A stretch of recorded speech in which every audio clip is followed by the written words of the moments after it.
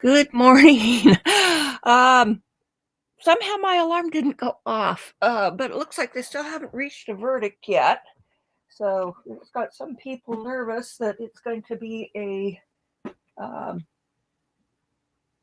hung jury. I don't think that's going to happen, but obviously they're taking it very seriously. um, so, yeah, let's investigate. Um,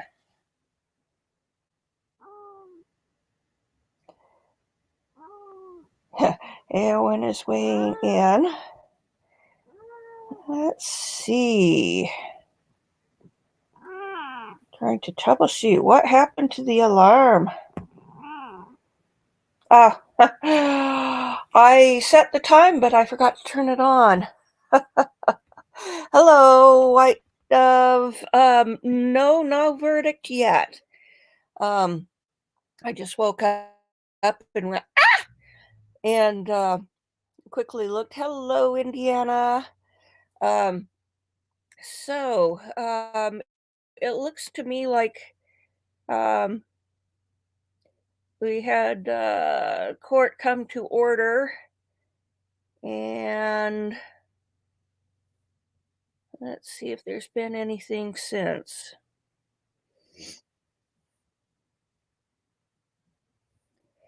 Okay, let's go back and play the moments.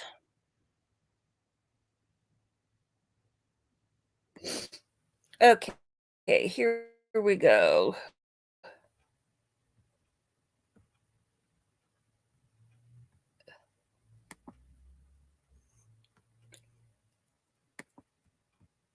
We can get the highlights since we're playing catch up.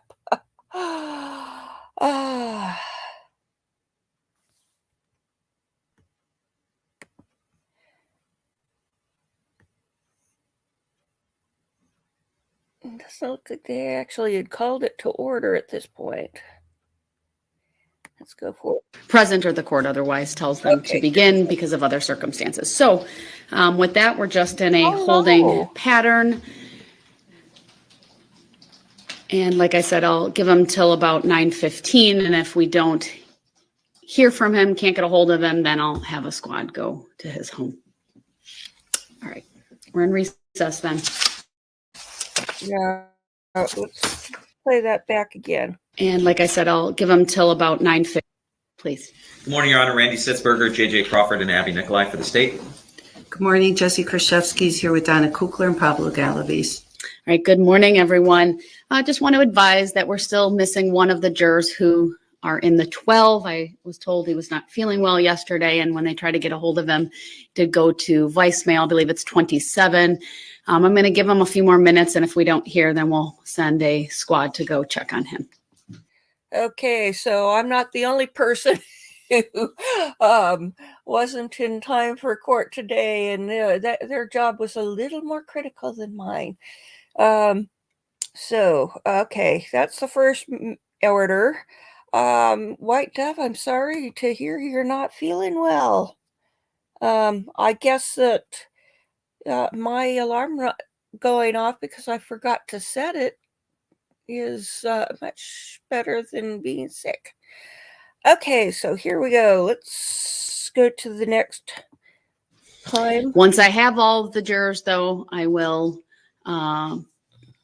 tell them they can start again with their deliberations. They've been advised they can't do anything until all jurors are present or the court otherwise tells them to begin because of other circumstances. So with that, we're just in a holding pattern. And like I said, I'll give him till about 9:15. And if we don't hear from him, can't get a hold of him, then I'll have a squad go to his home. All right. We're in recess then.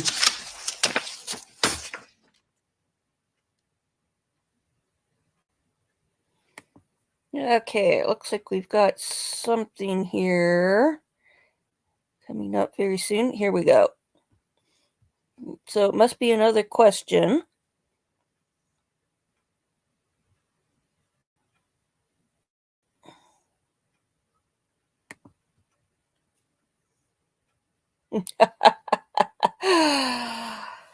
Ah.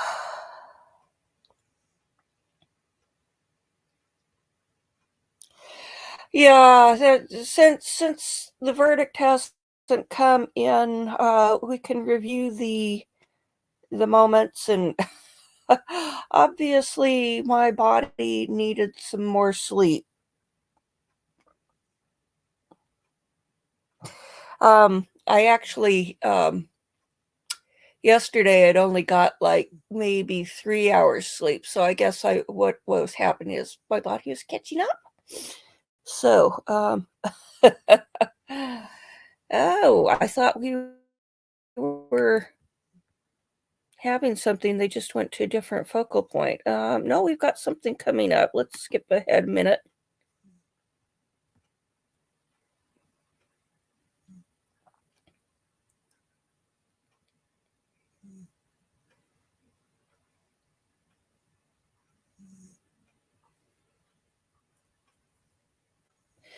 So I think we must have our juror present now, or they've decided to On the record then. dismiss. All right, we are back on the record. Appearances are as they were before. At 9:45, the juror, foreperson, handed a note to the bailiff requesting exhibit 149 and 150. The parties have already seen it. I pulled out those exhibits. You saw my response. I just wanted to wait to get the approval, but just simply saying exhibits number 149 and 150 are attached. Approval from the state. Yes, thank you. Approval from the defense. Yes. All right, so it'll be officially 10:11, my response time, and we will let you know when there's an update. Thank you. Okay, so this is kind of fun getting to watch the accelerated version. So, oops.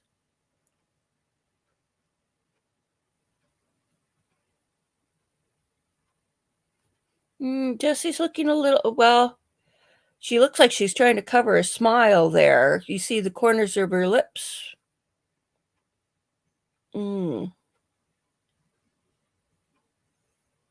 Okay, looks like we've got something coming up here. Let's see.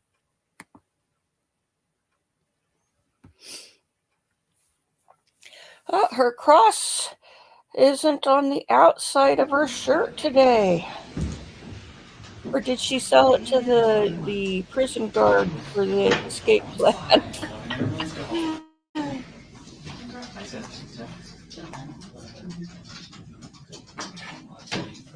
All right. Very good. All right, we are back on the record. Appearances are as they were before.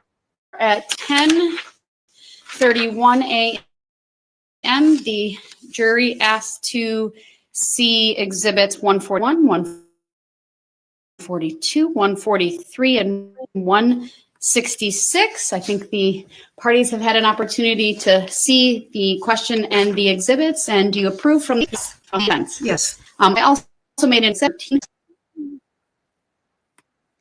Okay, we've got something happening with StreamYard. Let me see. Okay, it looks like we're good to go here. Calculator. I gave them one. It has no access to anything. So I wanted to make a record of that. I believe Madam Clerk also notated it on CCAP as well. We will let you know when there are any updates. Thank you, everyone. We're in recess.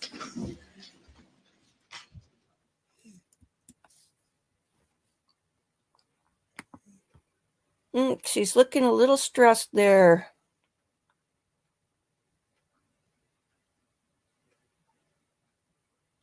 She's kind of sucking on her lips there, kind of trying to bite back the words that are on her mind.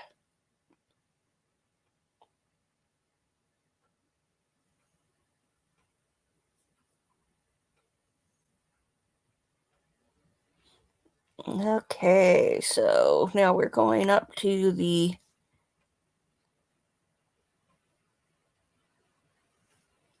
okay, now let's scan forward again. Come on.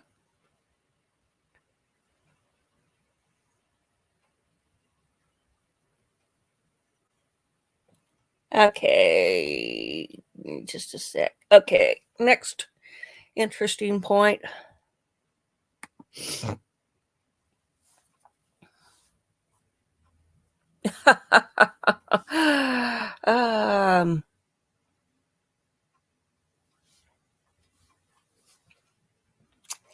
Let's see. Well, there's the obvious prison romance.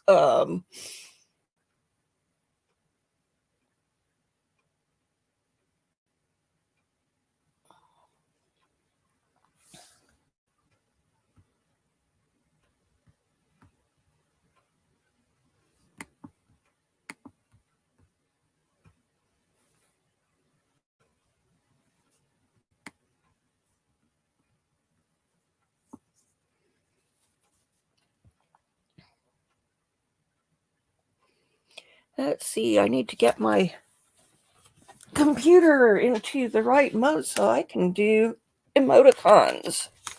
Let's see.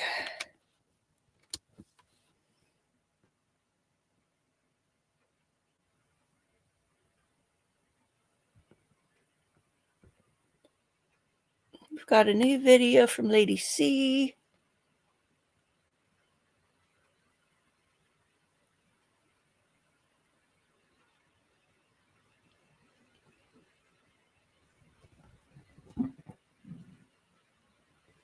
Oh, Kitty knocked down the curtain again because I didn't get it up quite right, and something's happening outside the window. Kitty is very intrigued by. I'm wondering if there's a squirrel, or if she's just intrigued by the leaves falling.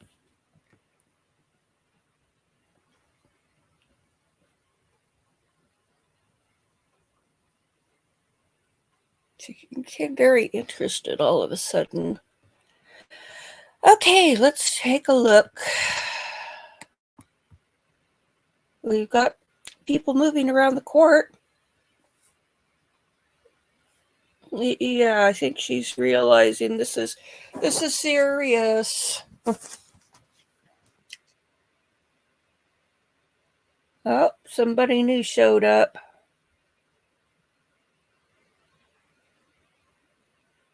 Oh, I guess the people from the gallery are coming in. There's our was it Hoops, the name of the bearded detective who spent so long on the witness stand.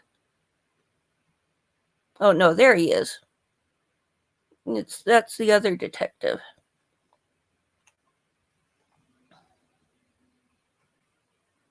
And there's, I think that's Jesse's mom. So Jesse has one person, and Lynn, who doesn't have any family, has a bunch.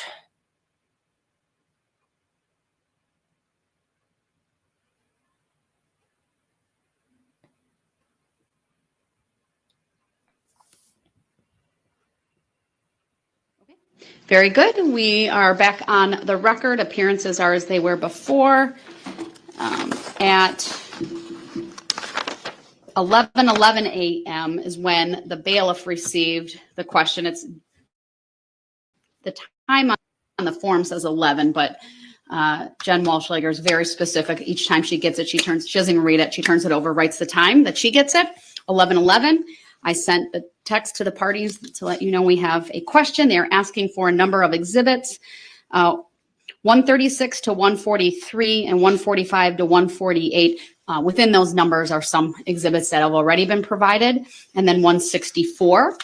I had them out on the table. Each side had an opportunity to look at the question and look at the exhibits. Approval from the state? Yes, Your Honor. Thank you. Approval from the defense? Yes. All right, then I'll just write my response, and it's 11:23 a.m. And I'll list out the individual exhibits since some were previously provided. I don't want to be misleading on the form. For the record, what I have attached is 136, 137, 138, 139, 140. They should already have, I believe, 142 and 143. Madam, can you verify? 140 and 141. Thank you. So they have, and then 145, 146, 147, 148, and then 164. All right.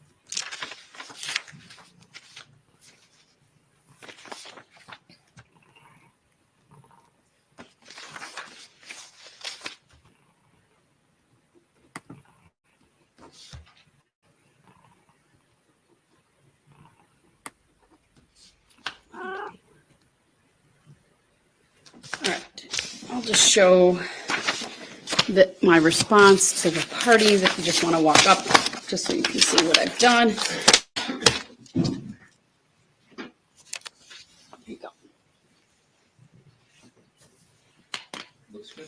All right, thank you. We're in recess. We'll let you know when we have an update.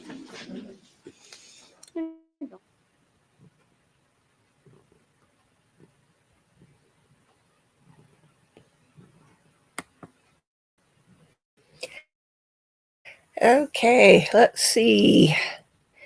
Just looking at the news headlines overnight.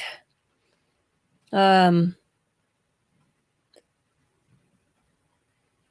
fire in the night, waves of explosions shake Russia.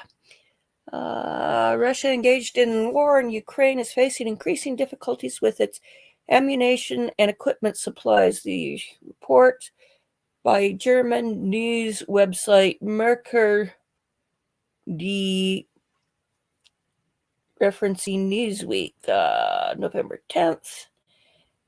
Anton Hiroshenko, the former deputy minister of the Interior of Ukraine, posted a video allegedly showing a large fire. Russian media report a large fire at a gunpowder factory in Kotovsk, Tambov region. Report hearing a loud explosion before fire broke out. This is not an isolated incident. Russian facilities have been repeatedly crippled, about 72 military installations since December. While technical incidents are often cited as the cause in media incidents, Mercadi and the news agency Worska suggested that arson can no longer be ruled out. These explosions are increasingly significant after Russian President Vladimir Putin announced a highly unpopular partial mobilization of Russia in September 2022.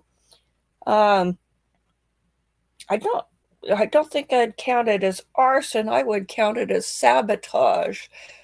Whether Ukrainians have gotten in there and done it, or you've got Russian people who aren't very happy about the state of the war.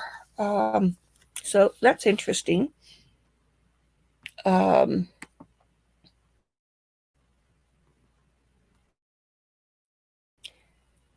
we have Iceland is since in earthquakes. They had more than 2,000 earthquakes recorded in 48 hours, about 1,000 in a 12-hour period on Sunday. More than 20,000 quakes have shaken the area since late October. And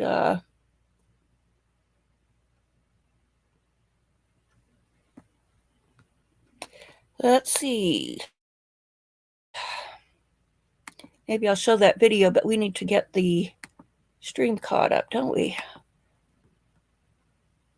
I'm having too much fun looking to see what's on the internet since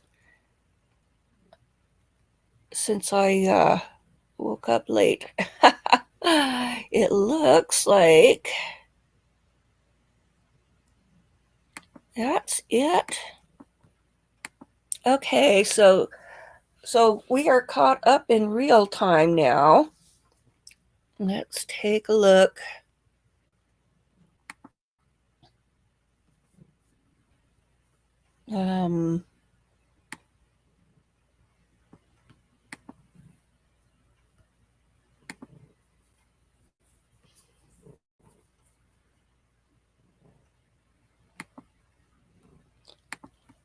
Okay, got things into the mode. Let's look at more news headlines. Oh, it says 59 degrees in Salt Lake. Confederate military relics dumped in during Union offensive unearthed in South Carolina. That sounds like that's interesting.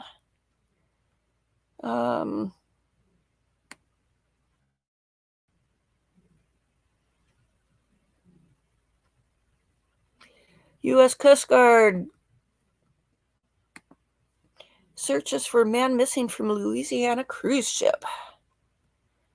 Did he jump or is he just missing?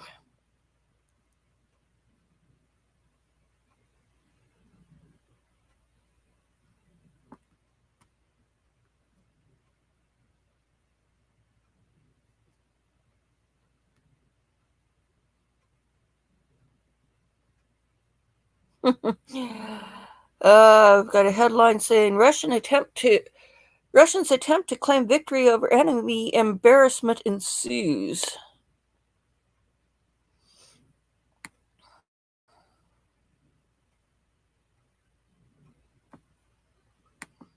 Let's see. Troubling accusations in Ukraine.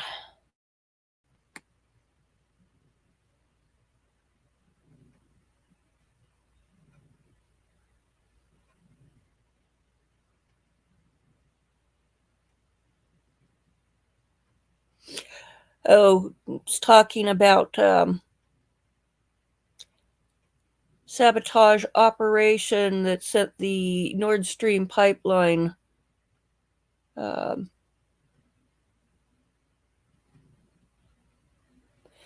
okay, the Chavinsky, the Ukraine Special Forces calls it Russian propaganda. Let's see. Oh, I think Gordon said he had an interview today on a Russian business channel. Have to see how that went.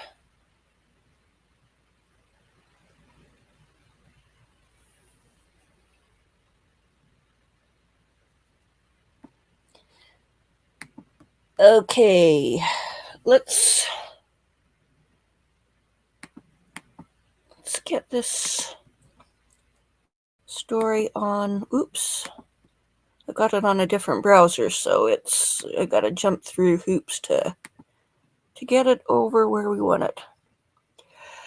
Well, it's an isolated part of Iceland. I took a look at it on the map. It's kind of on the southwestern point of Iceland, so it's not close to a major population center. So let's pull up the article and look at the photos because they're pretty spectacular here. And it's just loading.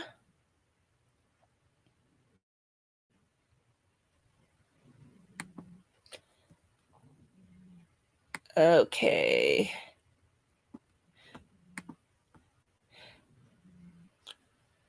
Okay, there is a big trough there in the middle of the golf course.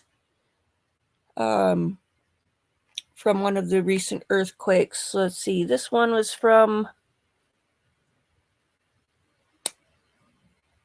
let's see, the 11th. So that would be Saturday. That's really impressive. Okay, let's scroll down, see some more crack in the pavement.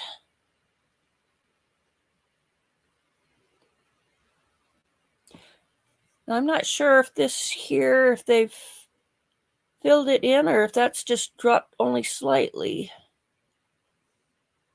I think that's just dropped. It doesn't look like it's been repaired. So, oh, no more photos. Let's look and see if there's any videos on YouTube for Iceland.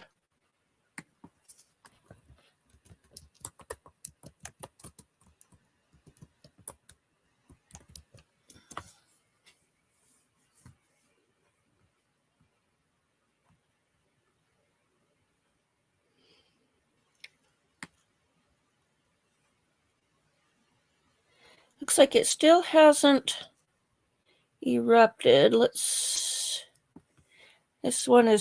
story is 3 hours old, so let's take a look at it. Emergency warning of an imminent volcanic eruption. People have already evacuated a small fishing town there, and the country's southwestern peninsula has experienced hundreds of earthquakes in recent days. Chris Livesay has more. The Earth's crust splitting open at the surface, and it's probably only the beginning. Oh my God! Residents and visitors in Grindavik have seen hundreds of tremors. The violent rumbling cracking roads, buildings, and infrastructure, sparking a state of emergency and the evacuation of thousands, like Hans Vera. We are a little bit desperate, a little bit paralyzed and sad, actually.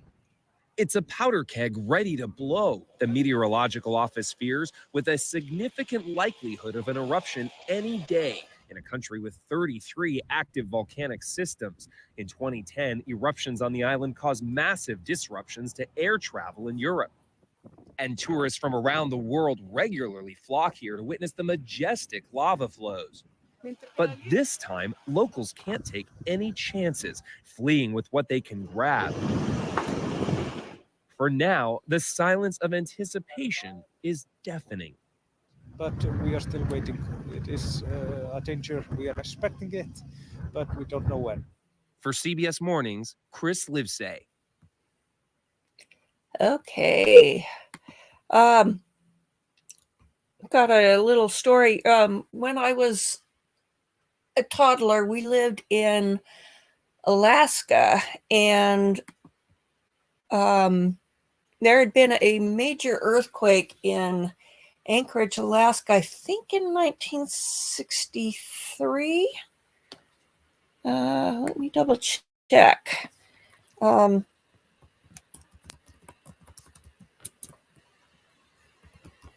1964. And it hit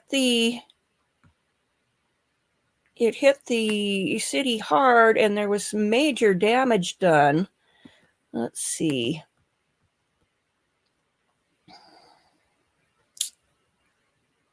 In fact, I saw some spectacular footage. A guy was filming on a boat when the earthquake happened, and it's fascinating because you see what's happening with the water and everything. Okay, here, let's.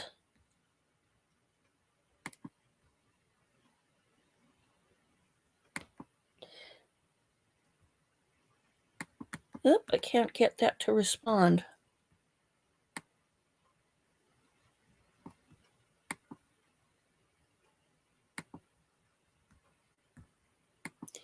Okay, this is a house here in the 64 quake. You can see the stairway is right here, and the house is here. I'm not sure if that's like front steps or what. I would think it would have to be for it to be standing still.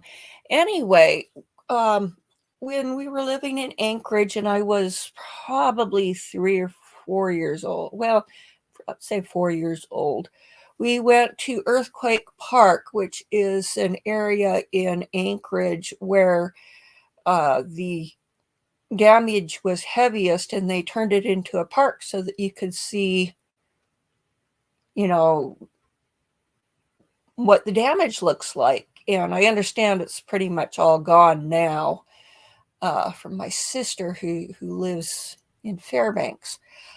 But we'd been to Yellowstone and watched Old Faithful erupt. And so we go to Earthquake Park, and there wasn't one earthquake the entire time I was there. I was so disappointed. I thought it was going to be earthquakes every few minutes. And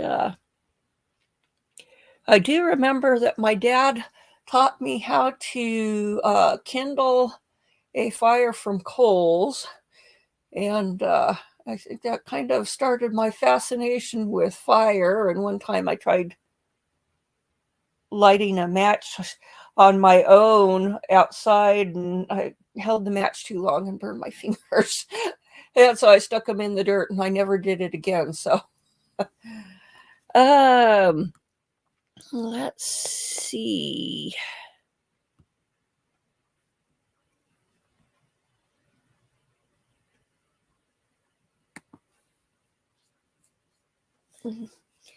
See if we've got any other.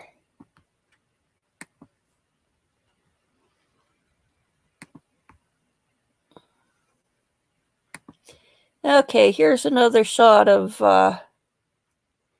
downtown Anchorage. And you can just see what a huge amount of damage was done in that.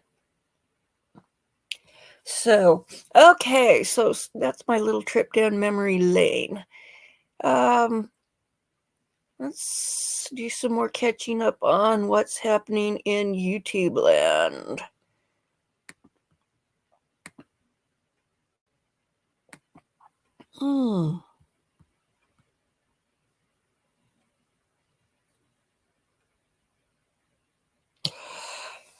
Yes, Cat's Gallery. They do have some wonderful crafts there in Iceland. Oh, you saw there was a volcano that erupted? I haven't seen it. Alaska is very beautiful. Another story from Alaska, must have been 4 or 5 at the time, and we went to Mount McKinley. And when I was a little kid, we'd go on hikes. At least I thought they were hikes. And I remember going on one hike as an adult that we'd done as a kid. And I think that I realized we just went up the trail a little way. It wasn't really much of a hike. So we went to Mount McKinley, and we drove and we drove and we drove and we drove. And Dad stopped the car and said, "There it is." And my sister had been sleeping. She went, "Yeah, so what?" And my reaction was, "Well, aren't we going to get out and climb it?" And yeah, right. That shows how much I thought of our hikes when I was a little kid that could even consider that. So let's see.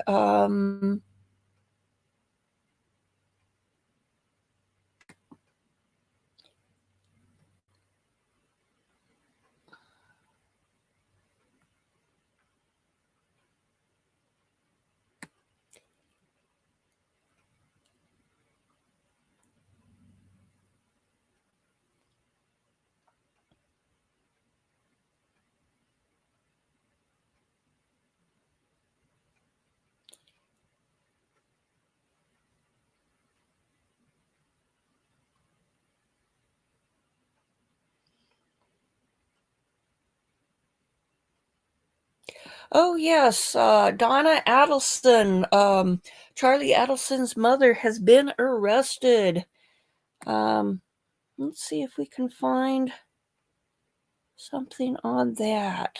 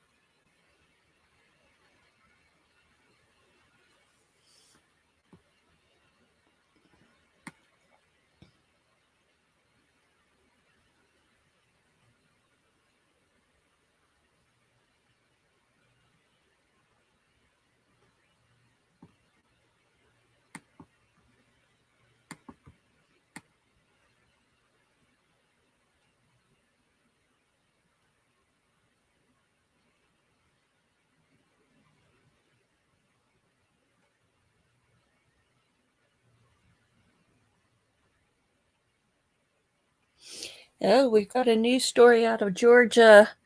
Says Georgia baby Jane Doe identified, 2 arrested in her death over 35 years later. Wow.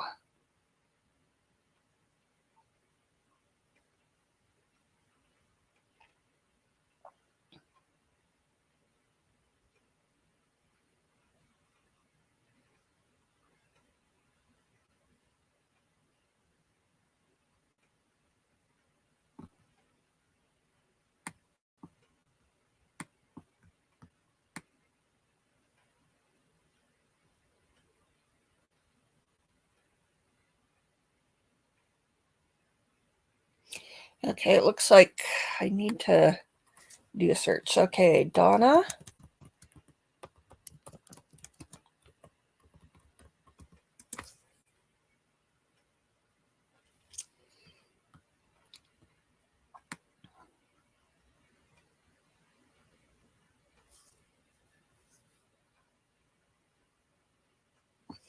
Okay, here we go. Donna Adelson. Good morning, Your Honor. Good morning. And I apologize, it is an in-state warrant. So I did write out of state. We have a busy calendar today, so. You do.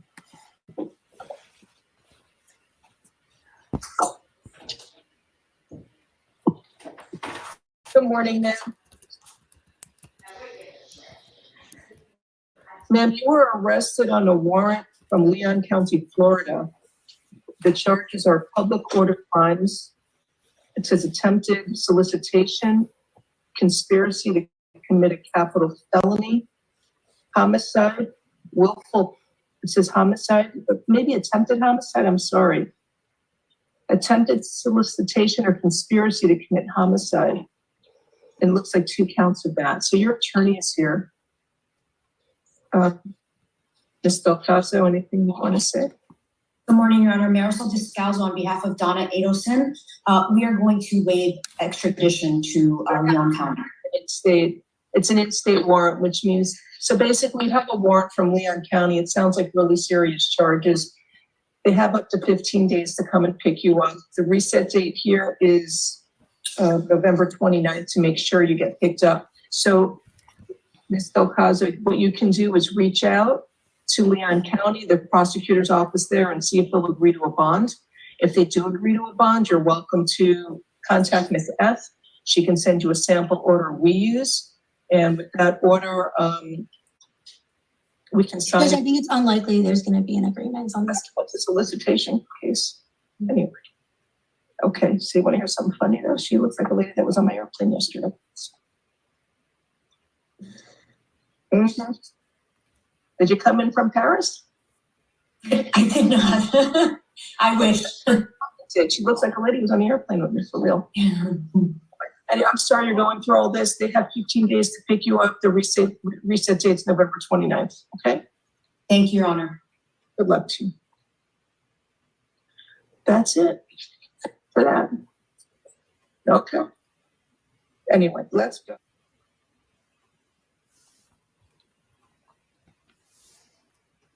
Okay, let's see.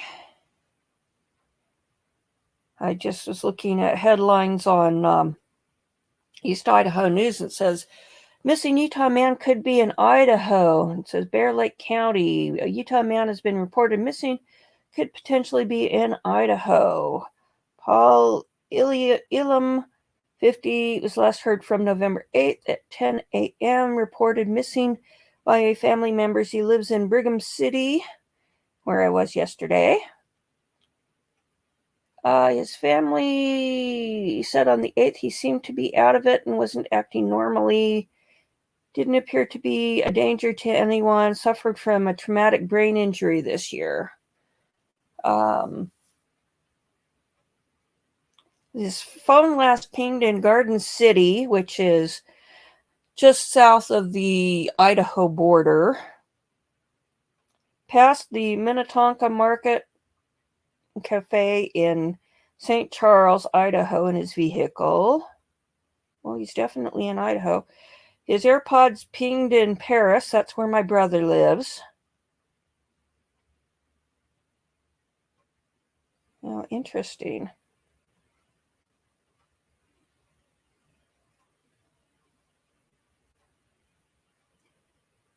Says he has property in Bancroft and his family members have been searching for him there.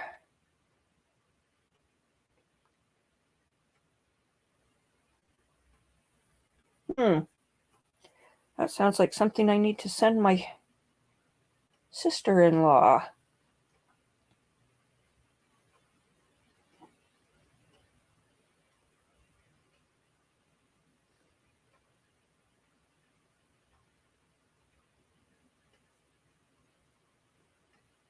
I'll send it to the family chat.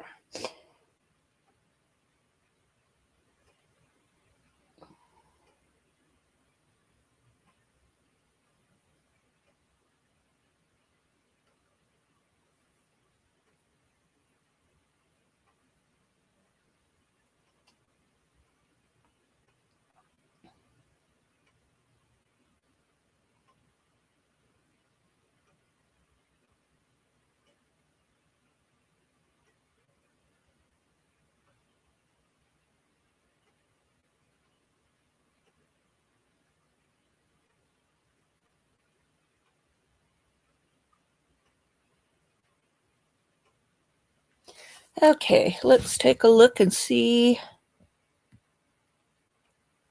what else is out there. Let's go to our flagpole. And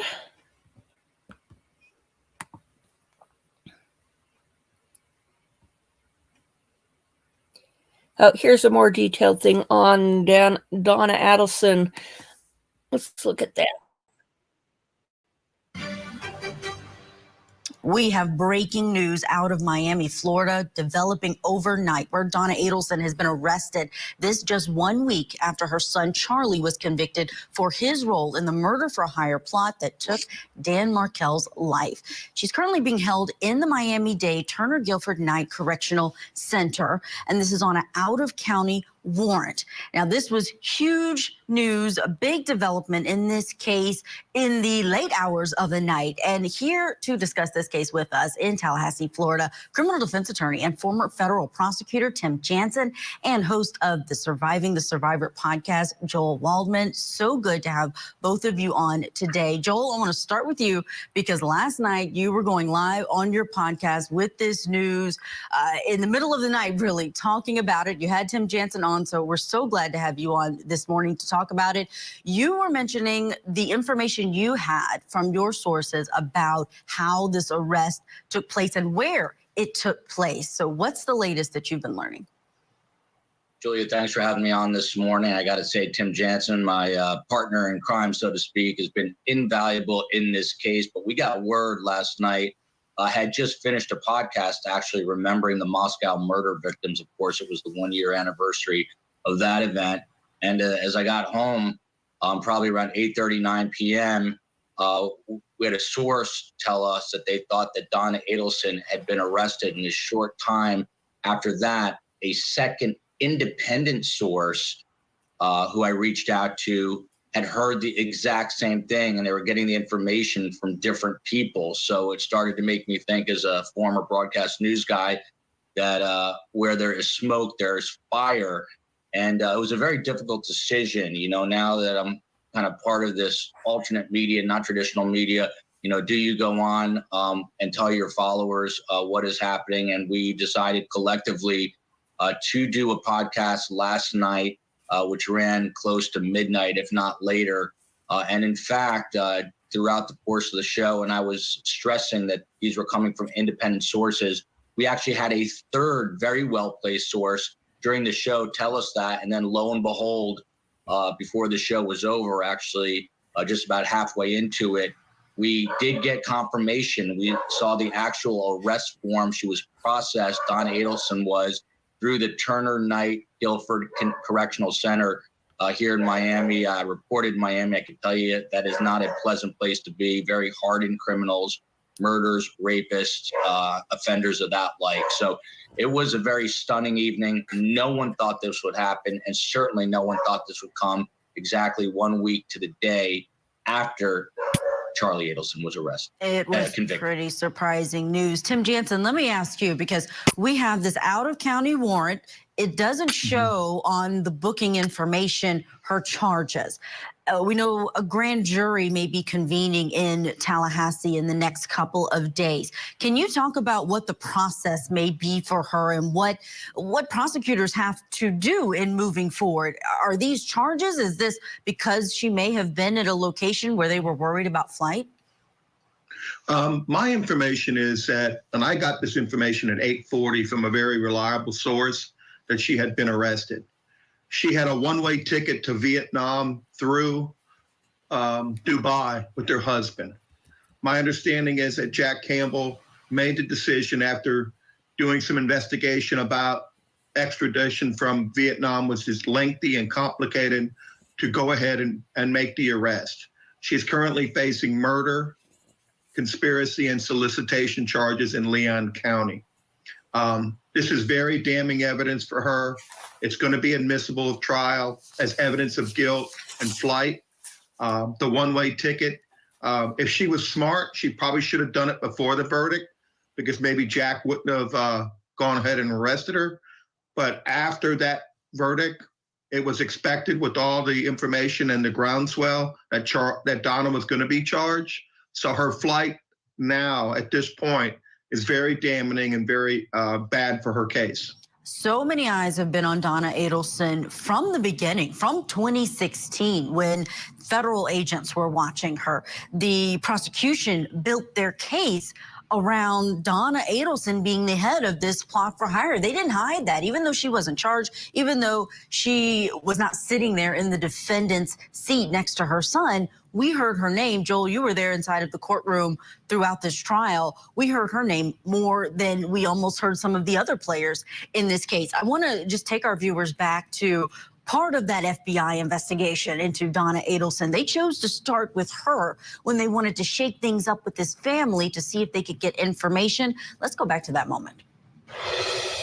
Mrs. Adelson? How you doing? Just want to give you this. Listen, no, don't be scared. Listen, I just want to let you know that we know that your family has been taking care of Katie and her friend Hugo for quite some time after your problem up north has been resolved. And I want to let you know that my brother, he's incarcerated. He helped your family with this problem you guys had up north.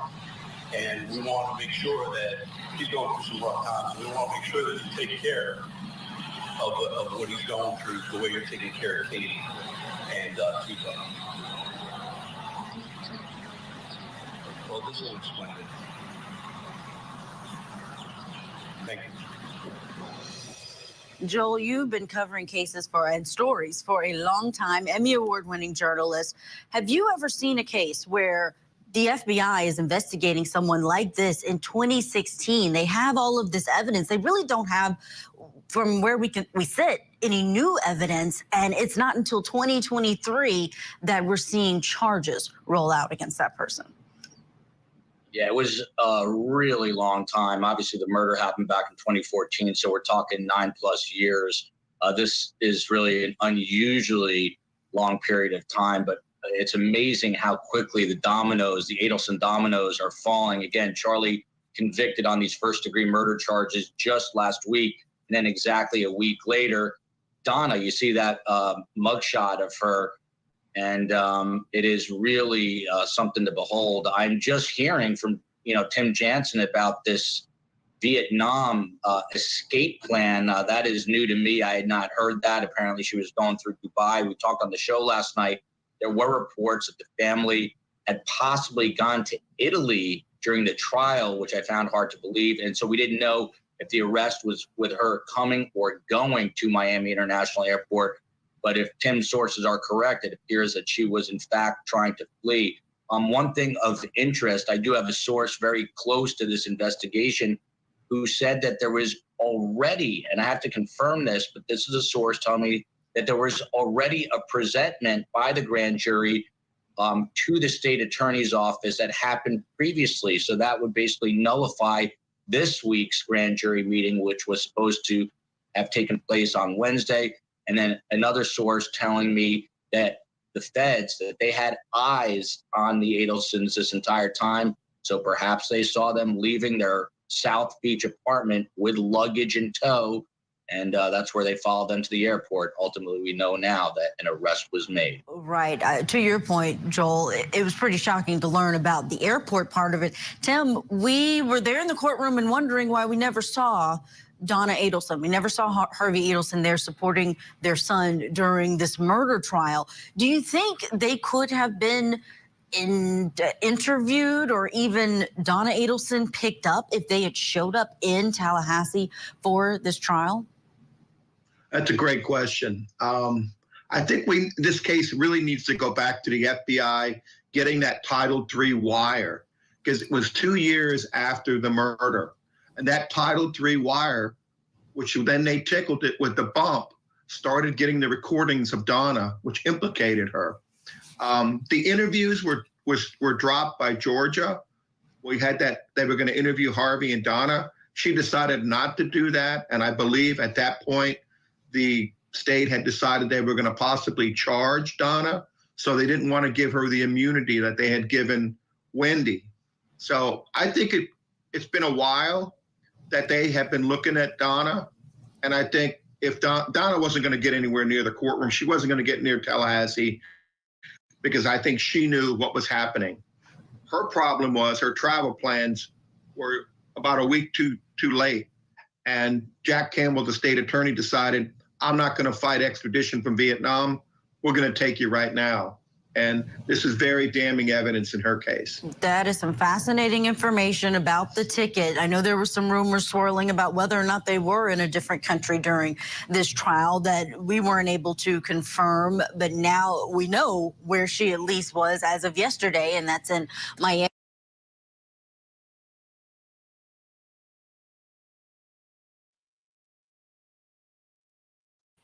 Okay, well, yeah, that's pretty darn incriminating to be arrested in the process of fleeing to a country where it's hard to get extradited. Maybe Vietnam.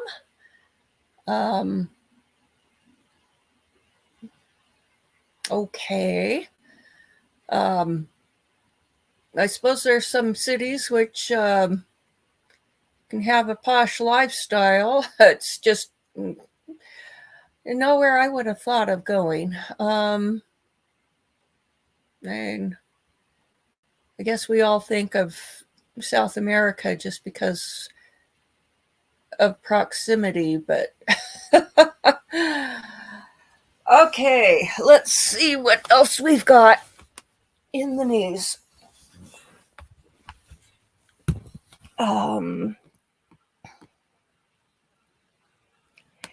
Let me pull up a news site here and take a look.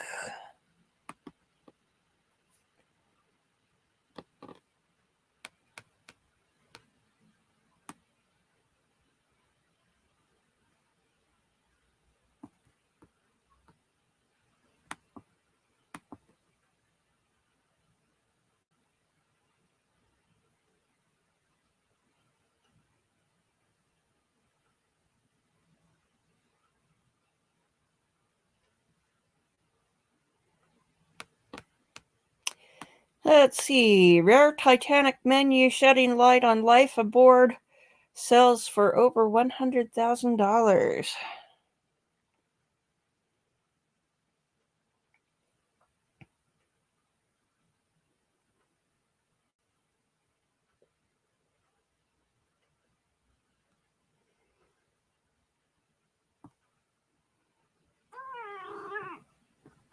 And Eowyn is weighing in. There was a fire caused by arson on the stretch of I-10 in Los Angeles, and it says it's going to take 3 to 5 weeks to repair.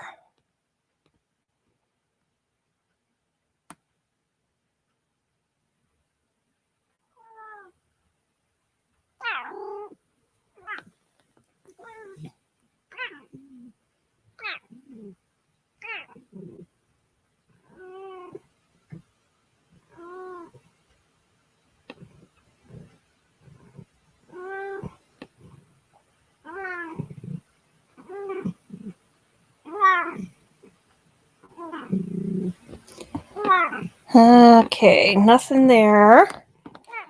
Eowyn is going to tell us all about things, though. She's being very verbal right now.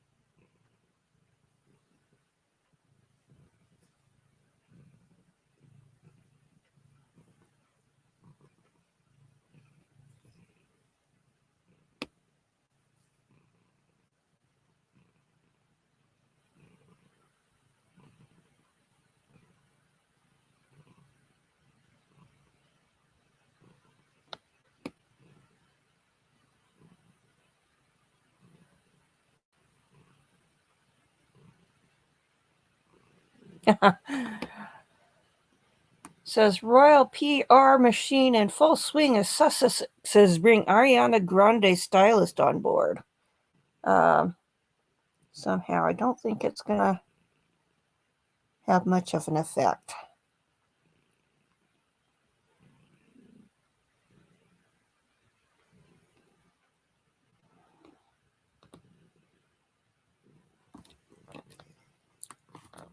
Let's see what's on the news headlines for the BBC.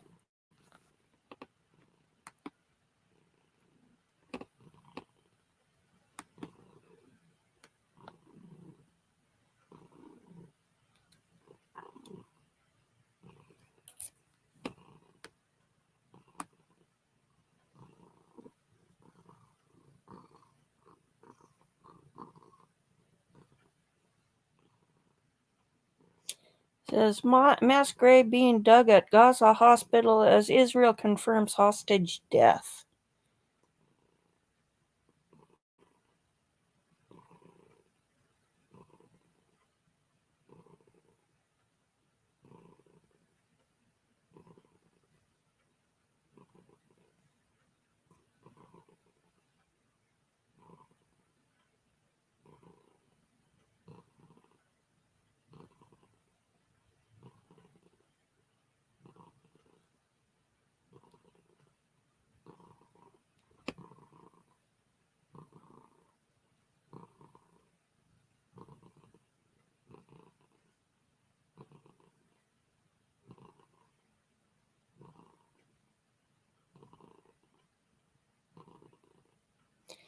Got ex-doctor on trial in France for over Rwanda genocide.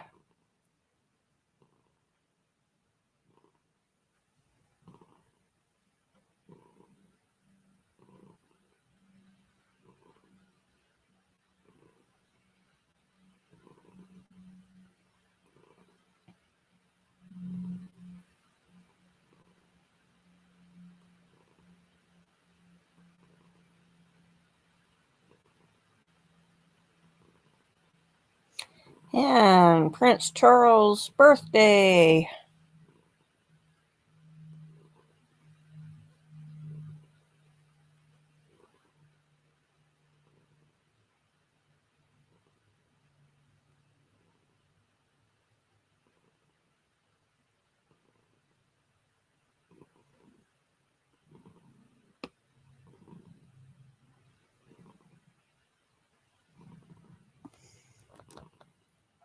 Let's see.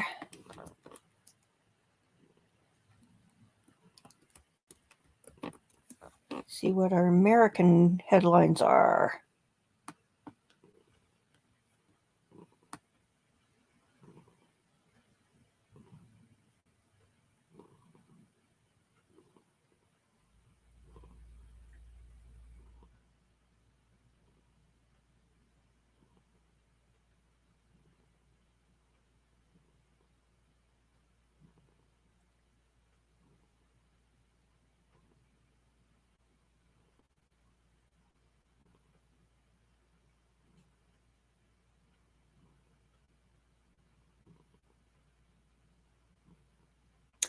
Semi-trailer rear ends bus carrying students in Ohio, killing 3, sending 15 to hospital. That's pretty horrific.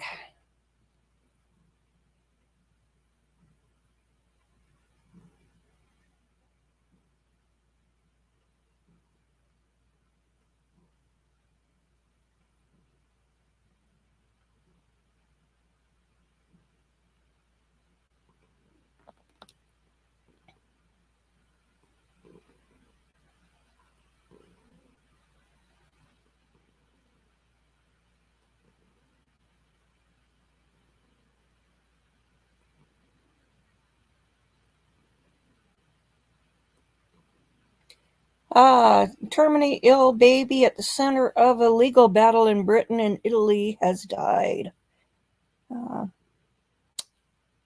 saw that. The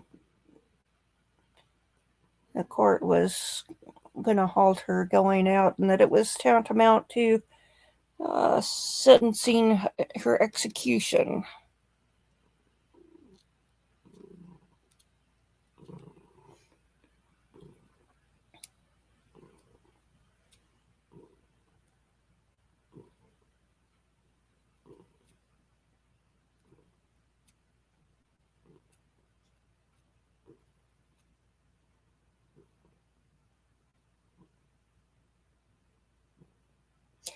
Okay, so much for the news. Let's see. Yeah, they are saying that the fire in Los Angeles on the freeway was arson. So,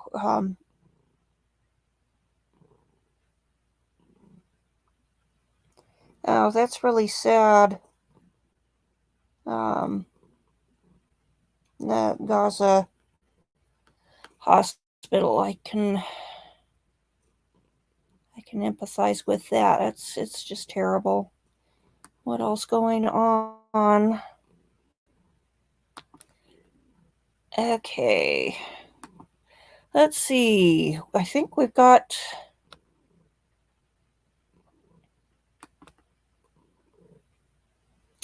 in trials, we've got that case that we started watching opening arguments for yesterday.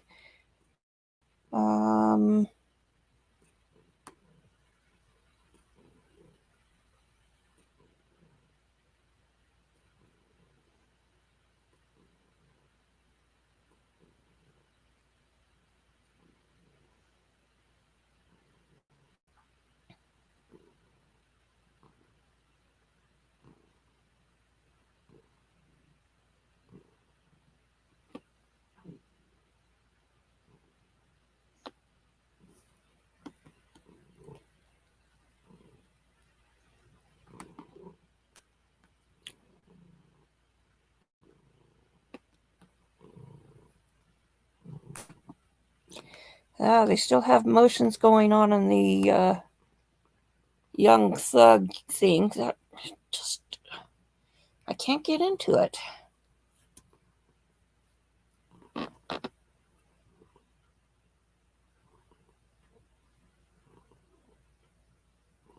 Oh, let's see. We've got a sentencing for a Spanish teacher killer sentencing.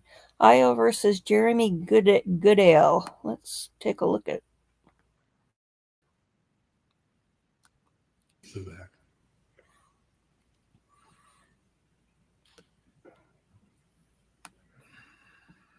Jeremy was 12 years old when you sold your interest in the farm 6 miles out of town and you moved into the town of Fairfield. Is that correct? That's correct. When you moved into Fairfield, who all made the move with you? Myself, Jeremy, and his sister, Olivia. How long did the household consist of primarily you, Jeremy, and Olivia? 3 years. Okay. And then, as I understand things, a few months before Jeremy's arrest, Jackie and her son Dominic also moved in to the family home. Is that correct? At that time, Olivia had moved out, and yes, Jackie and Dominic moved in, yes. Okay. What does Jackie do for a living? She's a nurse. And what is Jackie's typical work schedule like?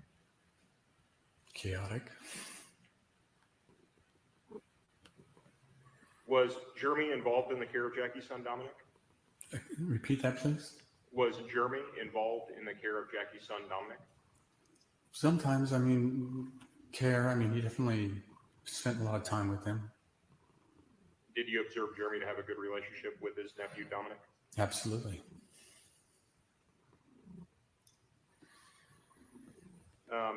In an earlier question, you responded Olivia had already moved out. When did Olivia move out of your house? She, after graduation, she moved immediately to Iowa City to attend college, and that was 2020, 2019. I'm not sure. Okay. It was 2019, I believe. Olivia moved out, it would have just been you and Jeremy alone in the house until a few months before Jeremy's arrest when, when Jackie and Dominic moved in. Is that correct? That is correct. In 2020, when Jeremy was 15 years old, the COVID pandemic hit the country. How did COVID impact Jeremy's day-to-day routine? He was... his mom kind of abandoned him. Take your time.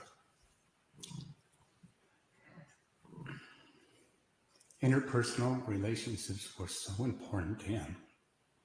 And we spent 2.5 years in a global war against interpersonal interactions. It devastated him.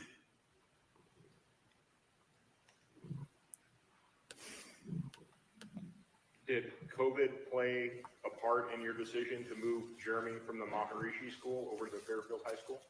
Yes, sir. And why is that?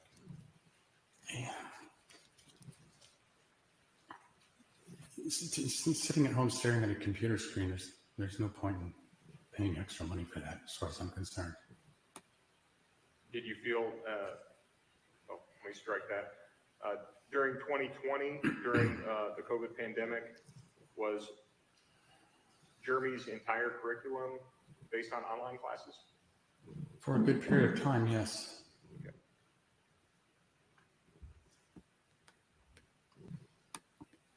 And how was Jeremy performing with his schoolwork when everything was online? Not very well.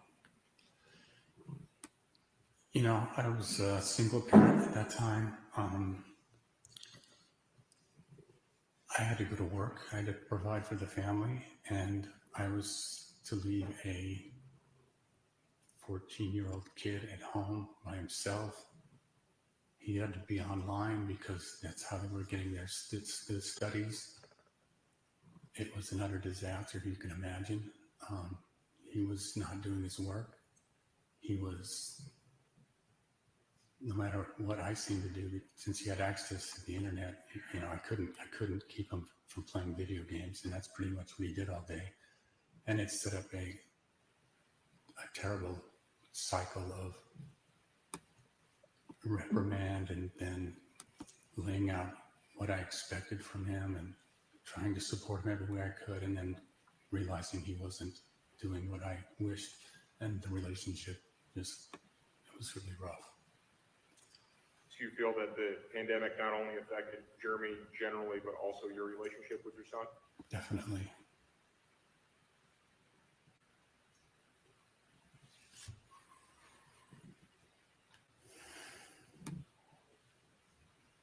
In 2021, when Jeremy was 16 years old, and I've referenced this a couple of times before, a few months before his arrest, Jackie and Dominic also moved into the house. Is that correct?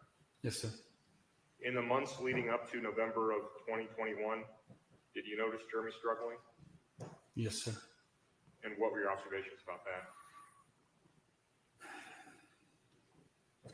I knew he was smoking a lot of marijuana.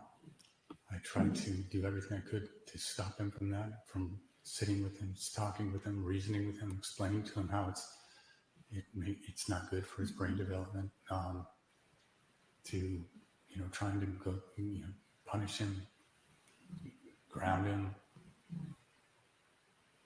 or I was just at my wit's end. I had to go to school every day, and he was, again, during COVID, he was at home by himself, and there was no supervision. It was an utter disaster. Did you observe Jeremy having any emotional breakdowns during this period of time? Yes, I did. Can you tell the court about that? He was very emotional, and he would sometimes, he'd literally break down crying, and it was and screaming some very self-deprecatory things about himself. And these were all in the months leading up to November of 2021, is that correct? Yes, sir. Mr. Goodale, if someone were to ask you to describe your son reflecting on his entire life prior to his arrest, how would you describe Jeremy?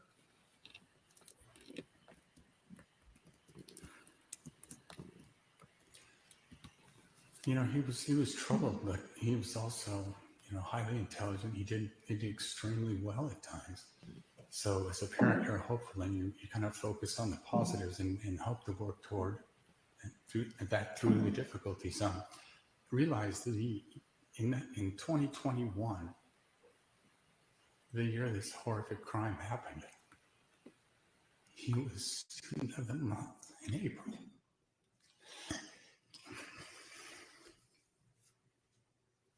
At Fairfield High School, and also the tennis MVP that same year.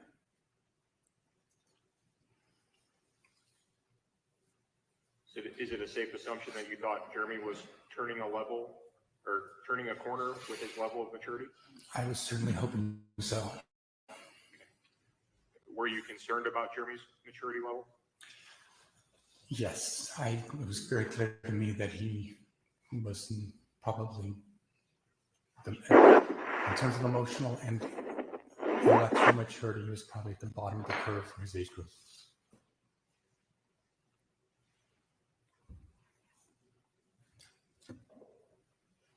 What observations did you make that caused you to question Jeremy's maturity level?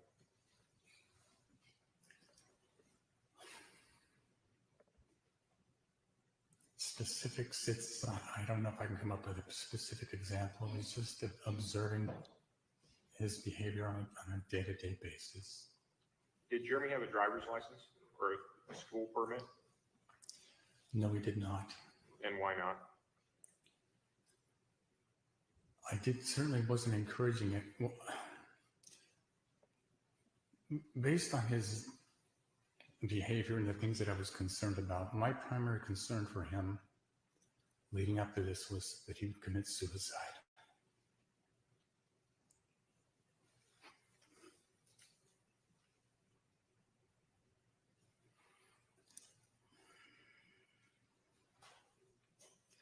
And given your concerns, you didn't feel that Jeremy was mature enough to have a driver's license or put himself in that situation, is that correct? That's correct. Would you be able to describe a fond memory that you shared with Jeremy over the years for the court's consideration? If I can get through it. Take your time. I mean, there were many things. We played tennis, we camped, we fished. One of the things that I was most proud of him for. From an early age, he had school field trips, and then oftentimes they went to Jefferson County Park, and there was a woman there that was in Fairfield, will know who I'm talking about. It went by Toad, and that's not a derogatory term; it's an endearing term in this case.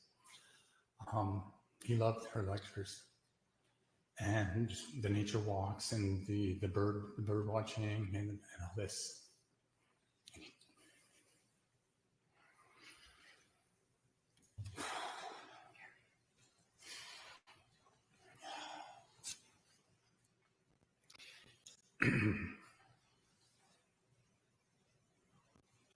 He developed an interest in ornithology. He's quite fascinated with birds, and of course I encouraged that. I bought him some books, gave him material to learn more, and also there's this Fairfield's an amazing place with some very interesting people. There's a woman in town by the name of Diane Porter, and she's a world-renowned naturalist, photographer, and she doesn't have the technical title of ornithologist she should. She's a bird expert extraordinaire, and she would give bird watching tours and lectures in town as well, and I began to attend some of those with Jeremy. During the lectures, she would often engage the audience in questions, and people would raise their hands, and she'd call on someone. Well, Jerry would raise his hand after almost every question, and usually there'd be several other hands going up. Sometimes there would be no other hands going up, and so he was called on several times over different lectures that he attended. And she was so impressed with him that she gifted him a very expensive pair of field glasses.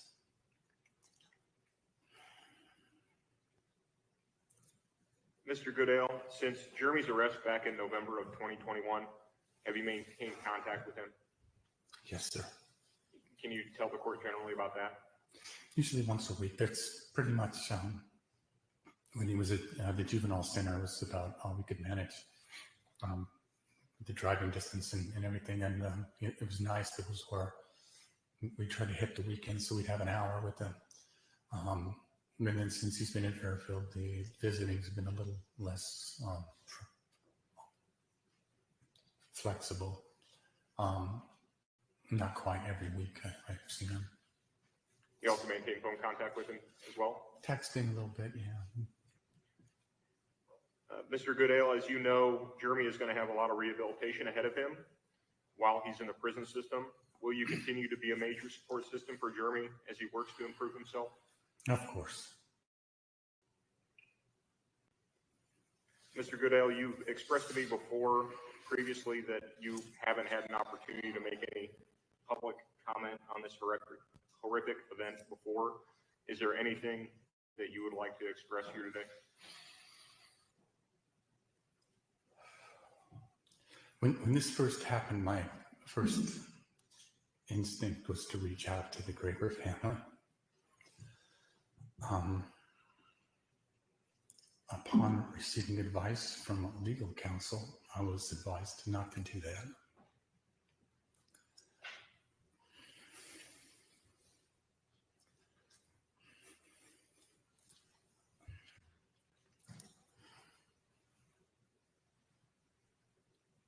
I'm just so sorry.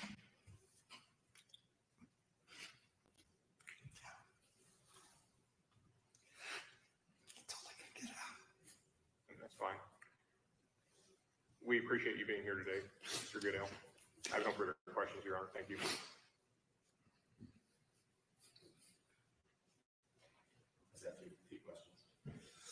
I'll have you turn the mic or the mic over. I'm good, Aaron. Thank you. Mr. Goodale, you had mentioned that Jeremy Goodale spent 9 or 10 years in the Maharishi School here in Fairfield. Is that correct? I did not mention that, but I think that's correct. Well, I guess I was kind of deducing that from you saying that he went to public school starting in 10th grade. Would that be accurate? Yes. So kindergarten through 9th grade would have been at the private school? Yes, sir. Okay. And he attended school there consistently through those grades. Is that right? Yes. All right. Were there ever any behavioral issues with Jeremy while he was at the Maharishi High School?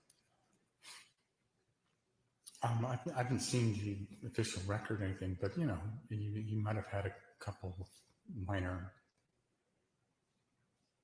scuffles or something. I'm not sure what's written up, but it didn't seem, he was in a class of a bunch of rowdy boys, and he was one of the rowdy boys. Okay. And how would you characterize his academic performance while he was at the Maharishi School? All the way up until the pandemic hit, he was nearly an A student. Okay. And did Jeremy want to stay at the Maharishi School, or did he want to switch to the public school and go to public high school?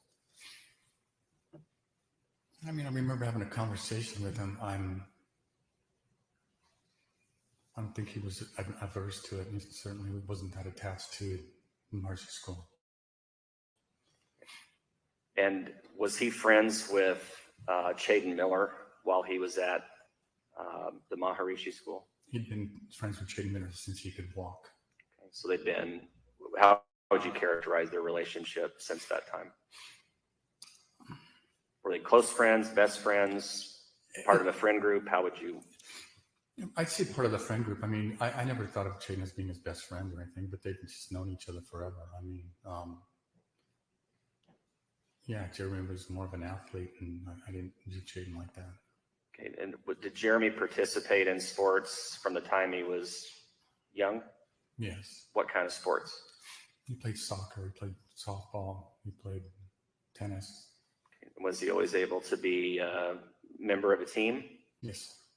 Were there ever any behavioral issues that you noticed or that were ever reported to you by his coaches? During sports, no. Okay. Sometimes perhaps when he was in coaching situations, he was a little difficult. But for the most part, he got along with coaches, could participate in sports. Would that be true? During his year playing with Fairfield High School tennis team, he was shining. He was a great leader for the team. He was an exemplar tennis player and was quite a team player, popular with the team, good with the coach, loved the coach. I think Jeremy at one point in one of the interviews indicated that he had planned on playing possibly collegiately. Is that correct? If he would have worked at it, he definitely had the ability to do that, yes.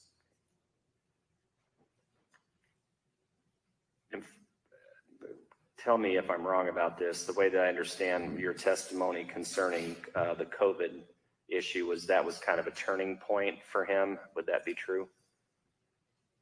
It hit him pretty hard, yeah. We were, there's struggles, and then there's things that exacerbate struggles and things that alleviate struggles, and that was definitely an exacerbating effect, yes.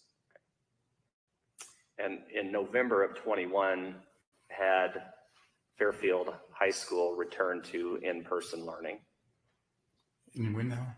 In November of 21, or that semester, had Fairfield returned to in-person learning? Do you know? In my mind, it hadn't, but I believe it had. But there was still social distancing. This is a great term for what he didn't need. There was masking and other things still going on, but I believe they were back in school full time. And I guess part of the reason that my memory is confused is that they weren't in school that day, but I guess that was a teacher thing going on. And at the time that Noe McGraber was killed, had Jeremy been doing well in school for the most part, or how else would you characterize it? Struggling for the most part. Was he failing classes? I believe he was. Had his teachers reached out to you? No. Had you had any communication with his teachers or made any attempt on your part to reach out to them? I had not. Whenever you indicated that Jeremy was the student of the month in April, that was April of 21? Yes, sir. And what would qualify him for student of the month in April? Like I said, he had the ability to excel, and I think he had a good month. Okay, so it'd be grades and possibly participation in other extracurricular activities or doing well in those. That I assume that's what would qualify him for that. Is that correct? Yeah, I was a little surprised because I thought he was, I know he's capably a straight A student, and he wasn't quite there, but he was doing a little bit better at that point. And would a teacher have nominated him for that particular recognition, or do you know? Was it the principal? Well, I'm not sure. That's fine. I'm sure there's a teacher involved somewhere, yeah. You indicated that you had a primary concern that Jeremy might harm himself. Is that right? That's correct. Did you ever reach out to a mental health professional to seek out any assistance for him, or did you take any step along those lines? Thanks for asking that question. I'm going to go into a little bit of detail on that. Is that okay? That's fine. So he'd gone to Optime when he was younger for apparently 6 months or so. What is Optime?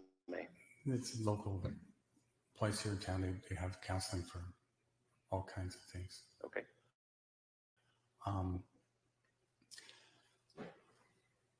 Then for a while, maybe a year or two, he didn't really do anything. But then I noticed he was struggling. But he was more than struggling with, there was he was always, he had these abandonment issues, and it was. So emotionally, he was hurting. He was psychologically not doing well, but also there were some physical manifestations. He's kind of had a chronic cough and couldn't do things with his athletics like I thought he should be able to. Like I thought there was something wrong with his health. So there's a functional medicine clinic in Iowa City, and I took him up there, and they had a multifaceted approach, kind of a holistic medicine approach. The doctor up there did a complete exam. They did. Okay, we're going to switch over to the courtroom. It looked like...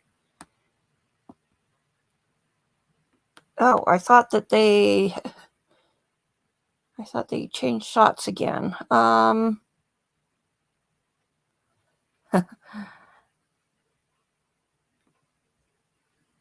Okay,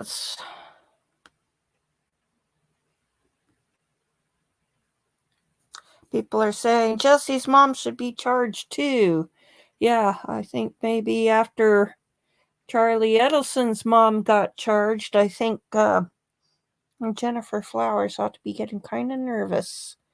So, let's see.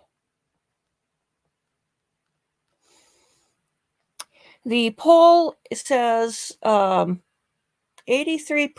guilty, 10% hung jury. So, we'll see.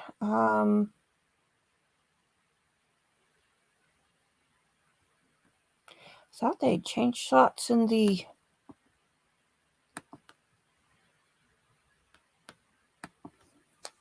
courtroom, but I guess I was getting the thing. Maybe let's see. They say earthquake. No, that's the camera jiggling.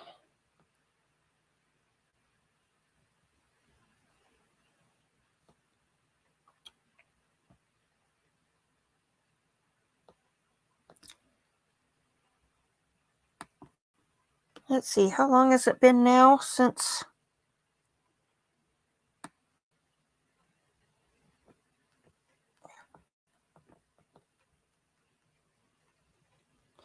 Let's see, Cat's Gallery made the comment at 12:03. Let's see what time it came down on Twitter.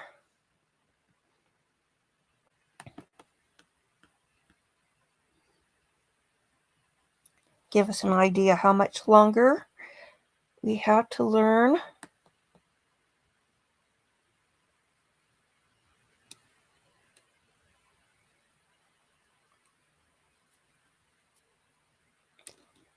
Let's see, the story on the tweet from Law and Crime was 16 minutes ago, so according to that, we might have another 14 minutes of waiting time.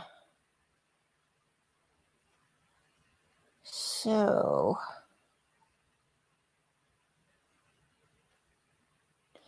oh yeah, we were going to go back and take a look at some Darrell Brooks antics with poor Judge Dorow, because that was one for the ages.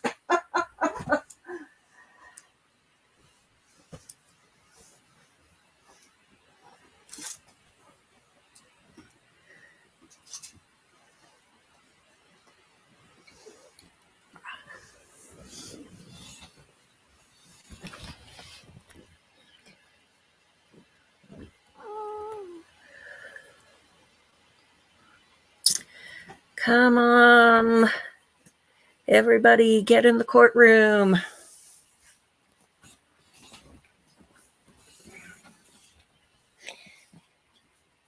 I suppose we could encourage it to come along because of, or by going back to the sentencing hearing, it sounded like a very emotional testimony from the kid's father.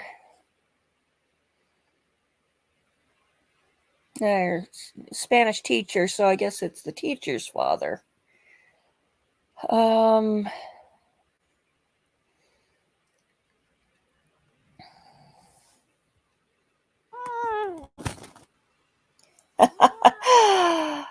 Hello, Esoteric.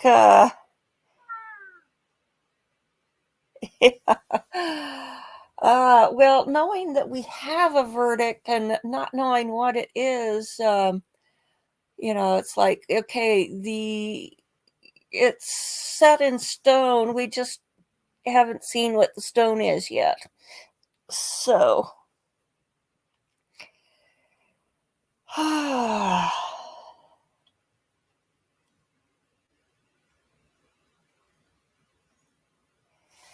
let's take another look. Well, let's see. I can look at headlines again while we're waiting. There was a video I was going to go to from East Idaho News, but it looks like we might not need to do that. Story on Lori Vallow, Chad Daybell, how often did they communicate? State files motion for clarification. Now, we know that Chad Daybell has said he shouldn't be sentenced to the death penalty because, according to the state, Lori was the prime mover, and you shouldn't have inconsistent theories of the crime presented for different parties in the crime. Now, I would contend, though, that 48 p.m. we were notified that the jury had reached their verdicts. Without anything else, then I'll have them brought up. Please here rise. we go. It's time. Yeah, she looks kind of nervous.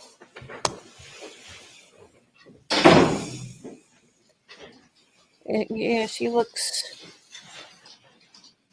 physically ill.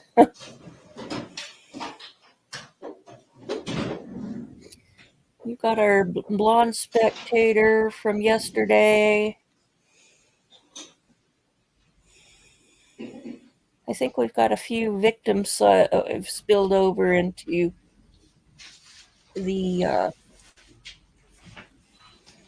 defendant's side. Yeah. So from the questions that were being asked, it's pretty clear they've found her guilty on some of the financials, and they asked for clarification on the homicide charge. So I think they'd probably find her on one of the lesser homicide charges, if not the first-degree murder, but it's not looking good.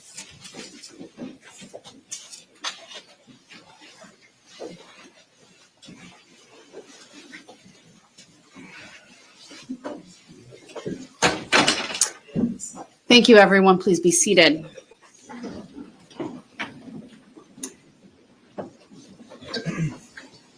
Madam Foreperson, has the jury reached their verdicts? Yes, Your Honor. Please hand them to Jennifer, and she'll hand them to me. And we'll first verify that there are 3 signed and 3 unsigned.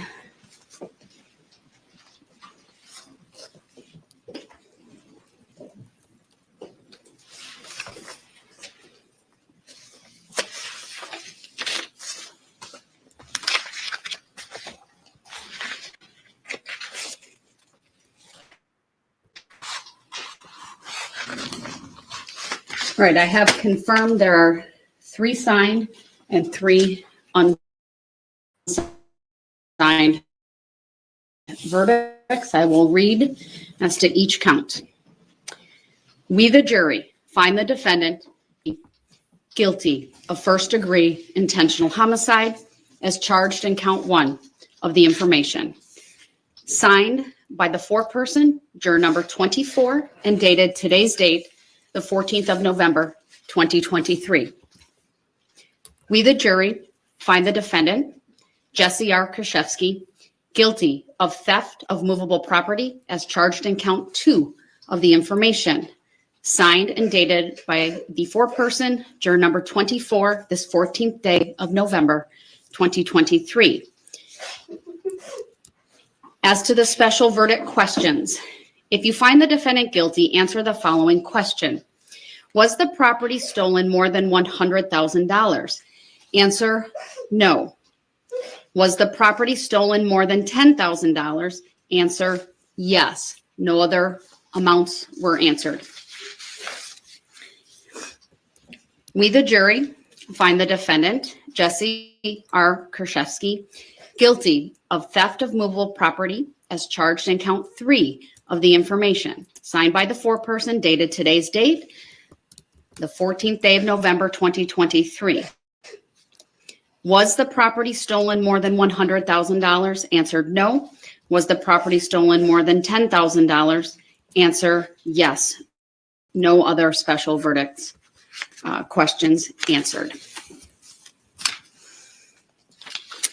Is there any request regarding polling the jury from the state? No, thank you. From the defense? Yes. All right, then I know we have our alternates, so these will not apply to you. I will go through just by number, and I will ask each juror in turn, when you hear your number, just to stand. I will ask you the verdicts that were read in court.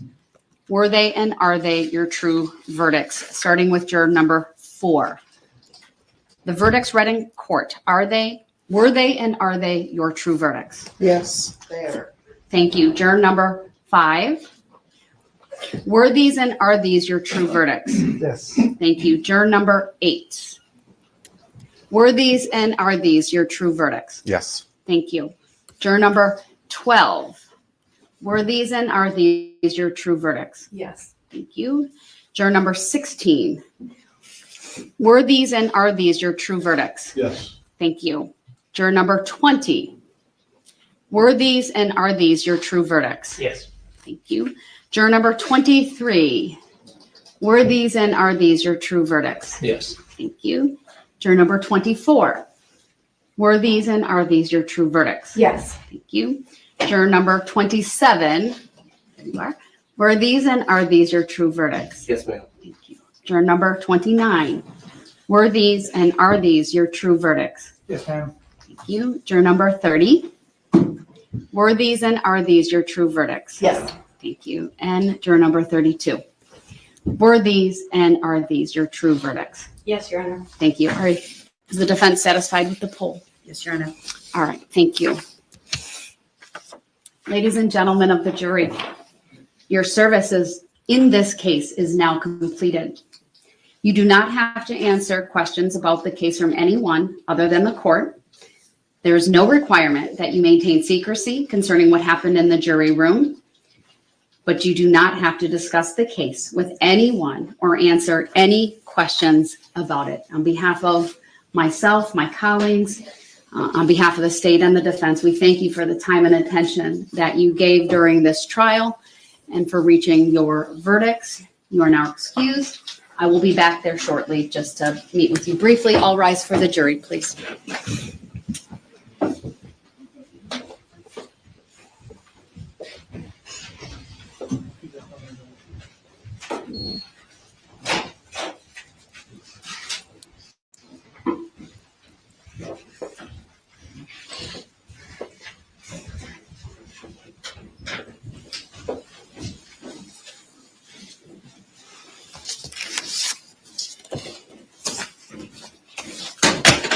Here are the instructions, the sign, and I was gonna wait till the door closes, but we're good?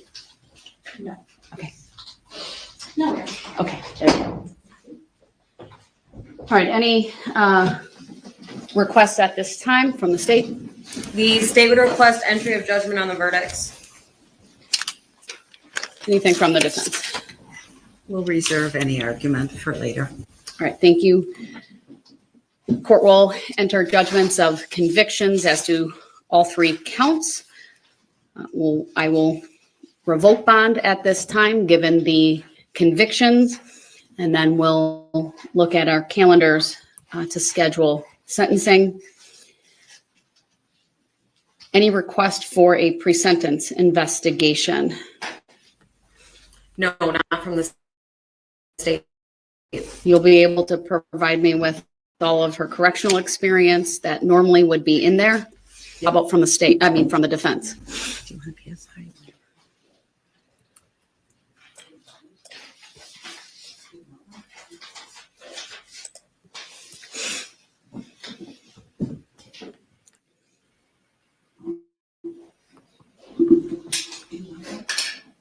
No, we don't care for one. No, thank you. All right. Thank you then.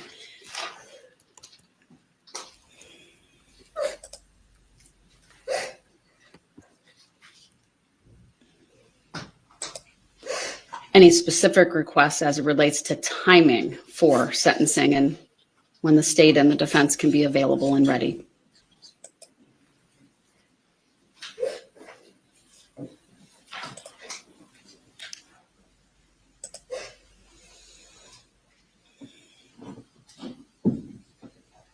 Attorney Kukler, I know we were chatting off the record about your upcoming trial calendar and some personal things. I certainly can get this in before yet in November. I'm looking at the first week of December if the court would have that available. The first full week or the first? I know I have the first in the afternoon available. At the 5th, the 6th. You're saying December 1st? I would have the 7th. I have one final pretrial at 2. I can either move that or we can schedule it to start at 2:30. On the 7th? Yes, if that works for the state. It works for me. Let's see how it works for others.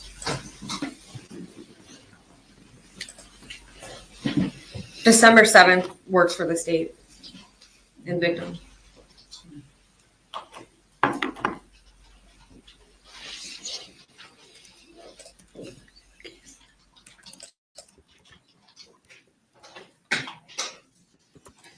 What time will that be at? On the 7th? So I'm going to direct Madam Clerk to reschedule that 2:00 hearing that I have. And we'll start at 1:30. So I have the full afternoon, okay? Okay. If there are any requests of family members of either side who would like to appear and make a statement by Zoom, I certainly would allow that, or anyone else that you think is appropriate. I would just ask that you make that request no later than Friday, December 1st, so that I can approve of that. Otherwise, I presume that it will be live streamed by one of our media outlets and covered that way. Understood. All right. Thank you, everyone. We are in recess. Okay, now I found it very interesting that her face broke out in tears before the verdict was actually announced. And she's truly weeping here, and just remember how she was behaving in that police interview with her mother at the police station, and they're laughing it up. I mean, this is how she should have been behaving when her friend of her family, who's practically a family member, dies, and instead they're yucking it up. And I think that with Donna Adelson being arrested, I think just Jennifer Flowers has to be kind of nervous at this point. And there she goes. It was just announced, so just go back about five or so minutes. Yeah, she quite a different reaction to and so very telling that she cries for herself, but she won't cry for Lynn. So welcome Jean Harrington. Just go back about 5 minutes, 5-10 minutes now, and she looks like she's practically hyperventilating there.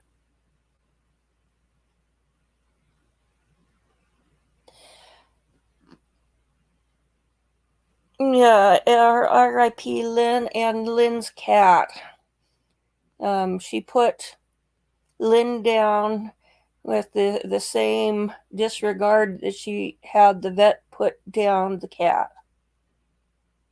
So, oh, there go the shackles around her. Okay.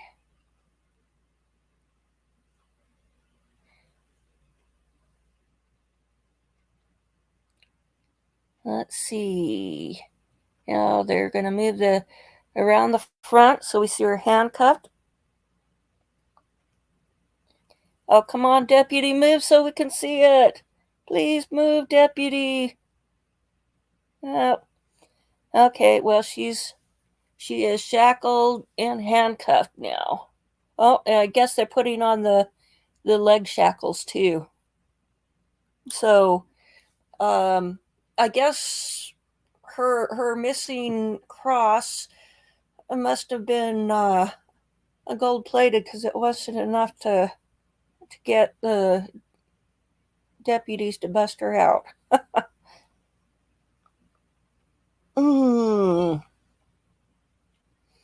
So, well, that was very satisfying. You start to get nervous with the longer deliberations that there's going to be a hung jury, and they came through. So, well.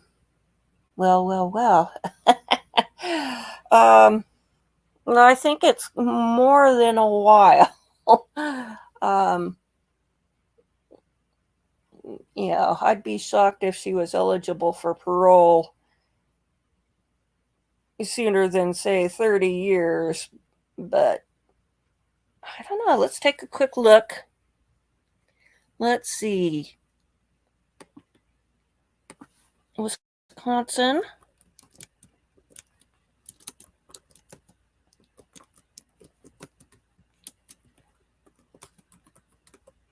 Okay, penalty for murder in Wisconsin.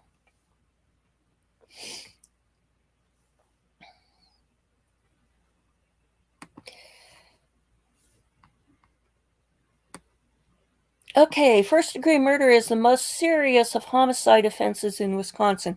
It's punished by life in prison only, as Wisconsin abolished the death penalty in 1853, before the Civil War. Although Jeffrey Dahmer case, there was a brief movement to reinstate the death penalty.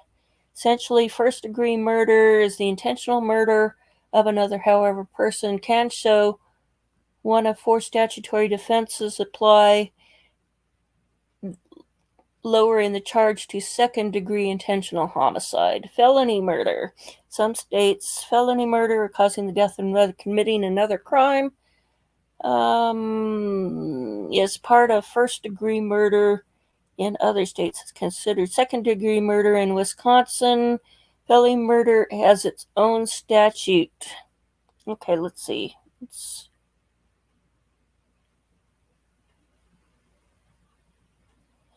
Okay, so first-degree murder is not the same as felony murder. So, at most, the punishment is 15 years more in prison for the maximum term of imprisonment for the underlying crime committed or attempted. Let's see. Felony murder has its own statute.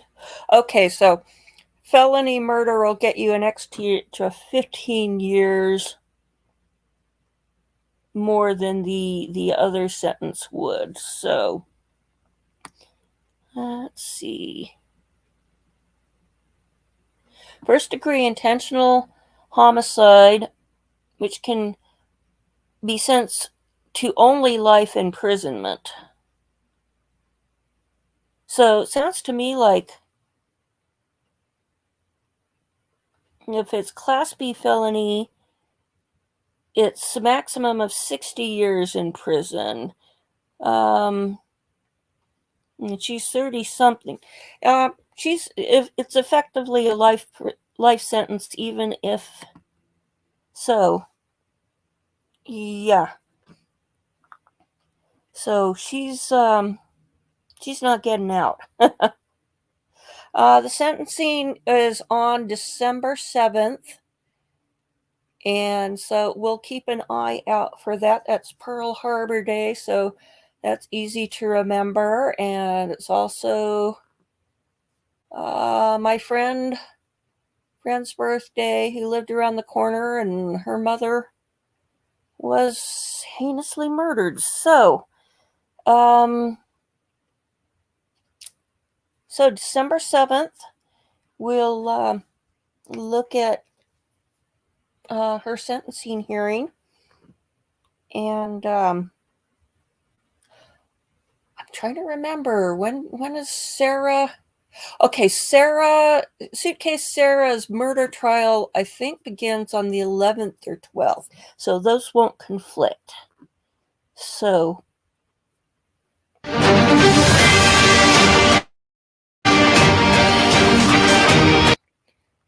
oh, looks like let's see what they have to say here.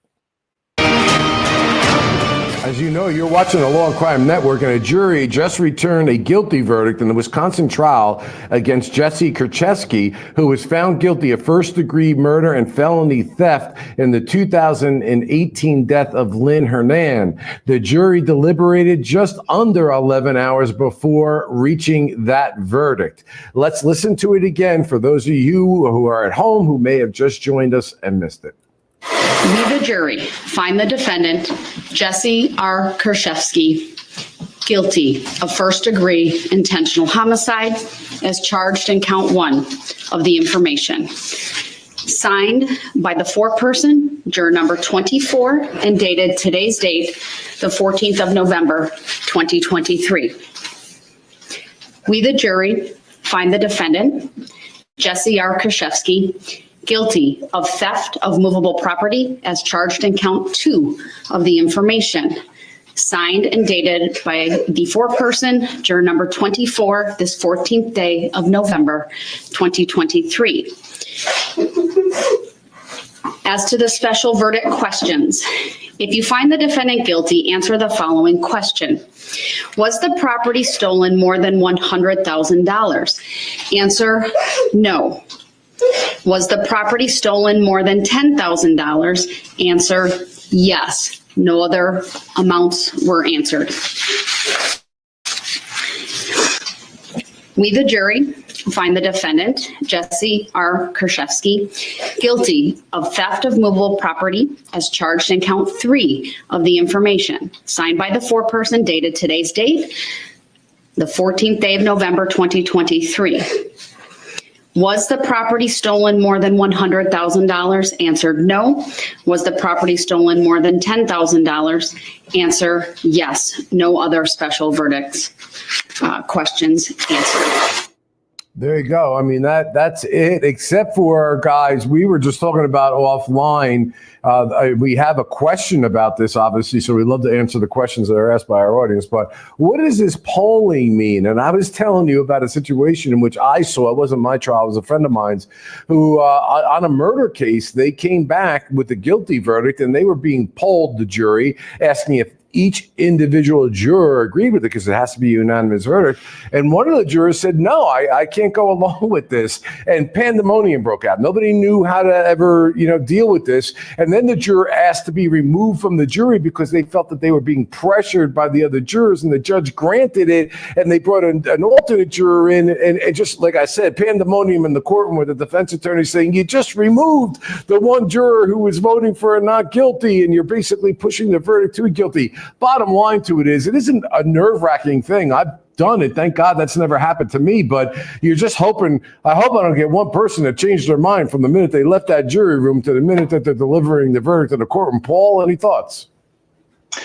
Well, I've never actually seen that scenario happen. I've never had a jury or juror actually kind of have a crisis of conscience in the 11th hour and tell a judge, no, that's not my real verdict.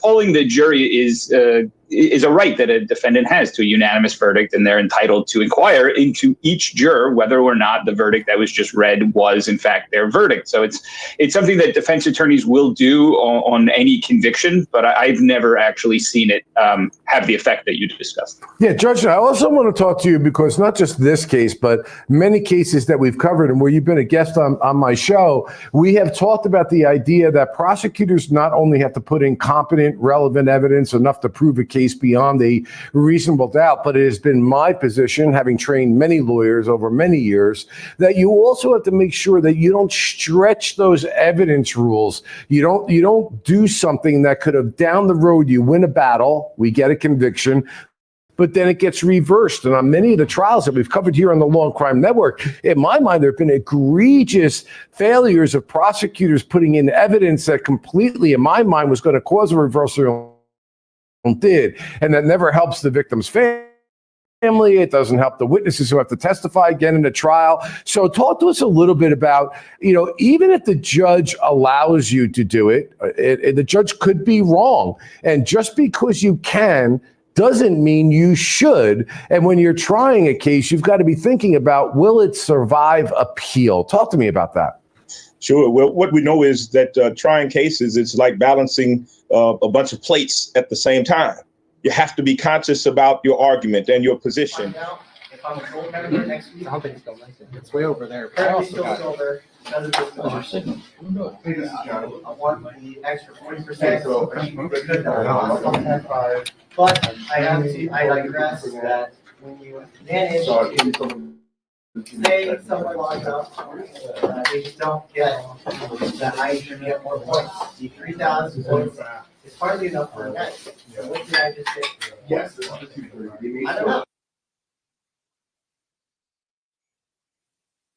heat of the battle, there is a reflective period, and that is when the Court of Appeals or the Supreme Court of New York, they're allowed to look over it from a more reflective and more judicious position to determine whether or not what happened in the heat of battle was actually correct. And if it wasn't, then correction can be made at that particular time. Yeah, Paul, let's drill down on this a little bit more so that our audience that aren't attorneys have an understanding, and even those who are attorneys have an understanding. Again, I think a prosecutor needs to be judicious, needs to be fair, needs to make sure that, I've had cases where a judge allowed evidence to be admitted, and I just felt so uncomfortable with it, and I didn't think I needed it, that I backed away and didn't use it for the purposes of not creating an appeal. So what I want you to talk about, Paul, is that a trial is not a shootout at the OK Corral where you're just allowed to fire out any evidence that you want. There's evidence rules and multiple cases that interpret those rules,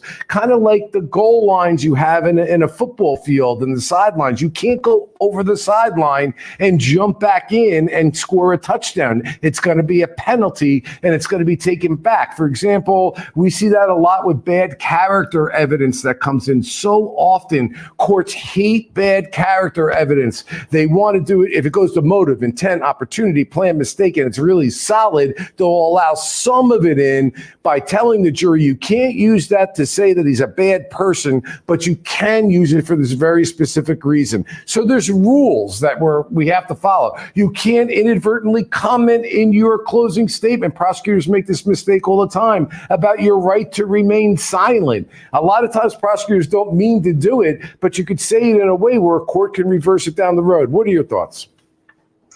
One of the big things that I think people who aren't in the industry or who are not criminal litigators sometimes don't really understand is the job of the prosecutor is not to just convict people. It's to ensure that justice is done. And a big part of that is making sure that while you're trying a case as a prosecutor, you are strictly and scrupulously following the law, and that includes the rules of evidence. So in the example that you gave, bad character evidence, propensity evidence, that is one of the biggest areas of the law where we see judges who are just people, who are fallible people sometimes. Not you, of course, Judge Rucker, but other judges are fallible people who occasionally will allow things to go in. I love the distinction that you made, what the heart knows is right versus what the head knows is right. Sometimes when you're in the trenches, when you're digging in and you're trying to win a trial, you do step a little bit over the line. And it's so important for prosecutors to know where that line is and to make sure they don't do anything which is going to jeopardize their case on appeal. Yeah, Judge, where we see this a lot, and again, we're giving a little primer here that we often probably don't get,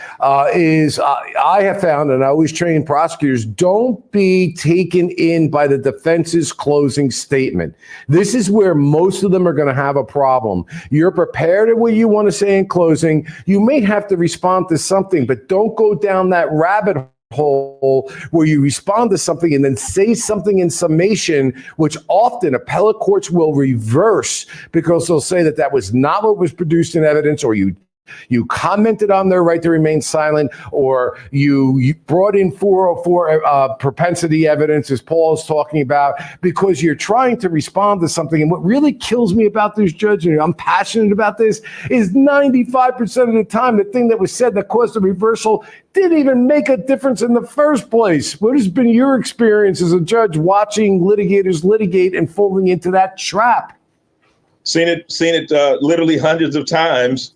And there have been times when I had to declare a mistrial because a prosecutor will make a comment about the credibility of the witness, or, as you said, commenting on the fact that they didn't take the stand. That's one of those, easy core issues that we have to ingrain in our prosecutors. Leave it alone. Stand down. Don't respond, because that is immediately reversible, or if the judge is of their mettle that they need to be, will declare mistrial because the jury heard it, and you can't unring the bell. You can't pull that stuff back in once the jury hears it, even though we presume by law that we can just tell them to disregard something and they will. All right. But saw it plenty of time. Yeah. So you prosecutors out there, when you were responding to a defense attorney saying, well, if that were true, why didn't they produce evidence? Or if that were true, why didn't his client take the stand? Oh boy, you just fell down the rabbit hole. All right, guys, great instructions, because we know a lot of our audience loves to know the ins and outs.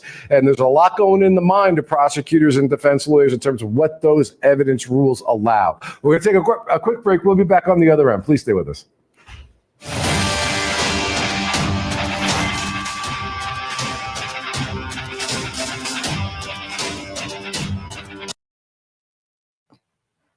Let's hope that the mother is next, because I do think that they did it be in concert, and the mother was yucking it up too in that interview. I think that the mother is also guilty. So, let's see.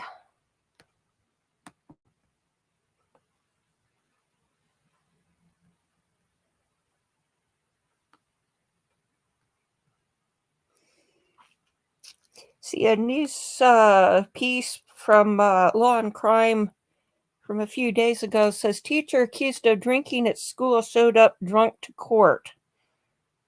I'm not sure. There were 2 cases of that we saw during a recent trial, but I can't remember which one she was.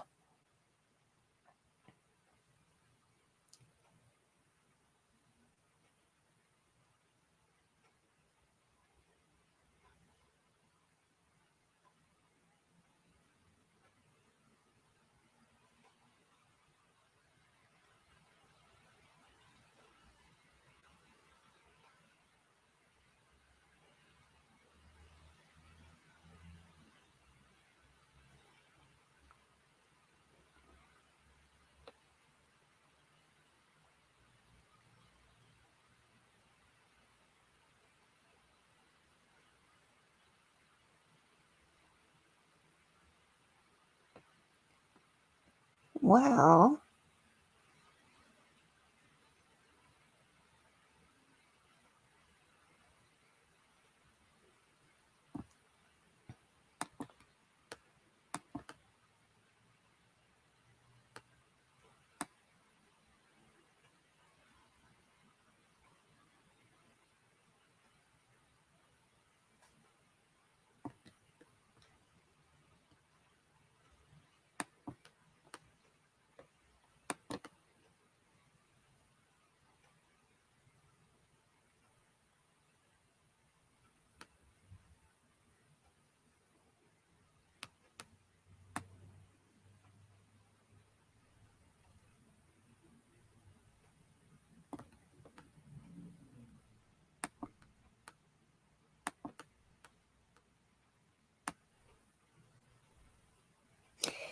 Okay, here we've got one video where they've tallied up all the damages awarded in the Take Care of Maya case, and it was $261 million. So that is a chunk of change.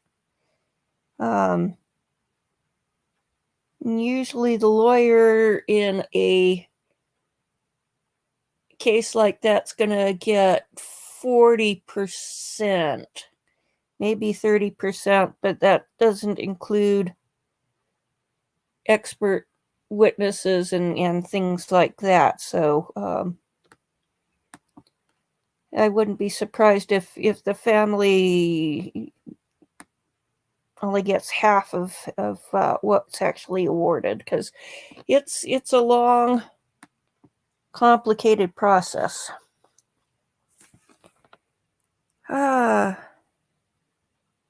Yes.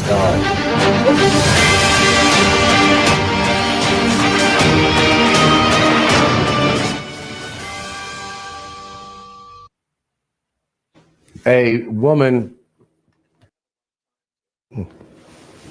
You have to excuse me for that.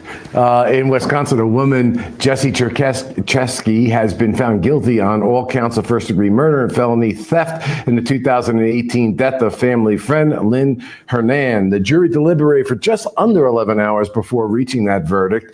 Authorities theorized, and now the jury has agreed, that the defendant staged the scene to appear as an overdose, and the defendant actually poisoned Hernan with the main ingredients found in Eyedrops. Once again, let's take a listen to this verdict for those who may have been at home and have just missed it. This just happened a little while ago. We, the jury, find the defendant, Jessy R. Kurczewski, guilty of first-degree intentional homicide as charged in count 1 of the information. Signed by the foreperson, juror number 24, and dated today's date, the 14th of November, 2023. We, the jury, find the defendant, Jessy R. Kurczewski, guilty of theft of movable property as charged in count 2 of the information. Signed and dated by the foreperson, juror number 24, this 14th day of November, 2023. As to the special verdict questions, if you find the defendant guilty, answer the following question. Was the property stolen more than $100,000? Answer, no. Was the property stolen more than $10,000? Answer, yes. No other amounts were answered. We, the jury, find the defendant, Jessy R. Kurczewski, guilty of theft of movable property as charged in count 3 of the information. Signed by the foreperson, dated today's date, the 14th day of November, 2023. Was the property stolen more than $100,000? Answered, no. Was the property stolen more than $10,000? Answer, yes. No other special verdicts questions answered. Judge, I'm just curious. You've sat there and held trials in like 20 seconds or so. Can you give me an idea? Have you ever seen a verdict came out that you completely disagreed with and personally were dismayed but had to go forward with it anyway? Of course. And I know I'd say that in 5 seconds or 2, but yes, I mean, literally when we have careers where we're in this thing for 20 plus years, we see it on all sides. So yes, of course. Yeah, that must be something else. Well, gentlemen, listen, I really appreciate your commentary. You're always bringing the fire and great legal commentary to our audience. It's always great having you on as guests on the show here at the Law and Crime Network. That is it for me, and that is it for us. Stay tuned for our regularly scheduled program, and I'll see you next Tuesday. Have a great rest of the week.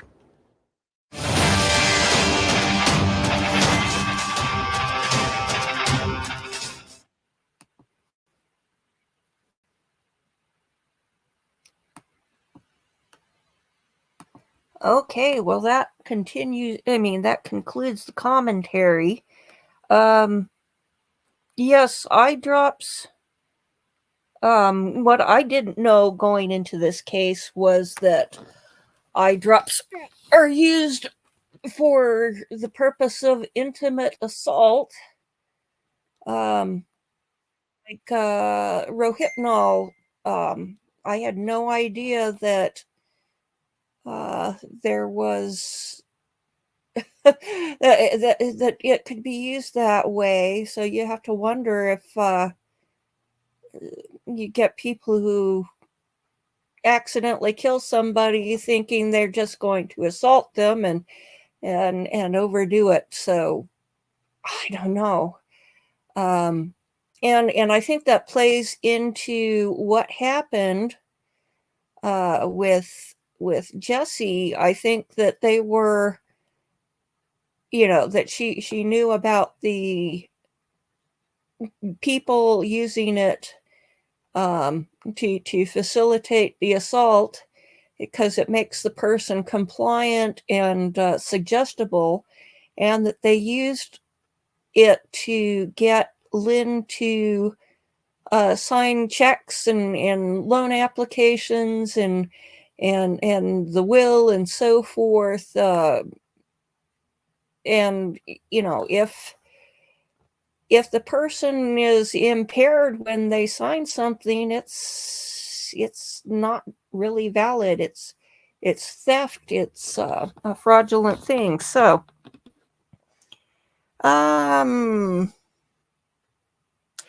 it may come to the point where eye drops are only available through prescription, because right now they're available at any dollar store. And to think that something that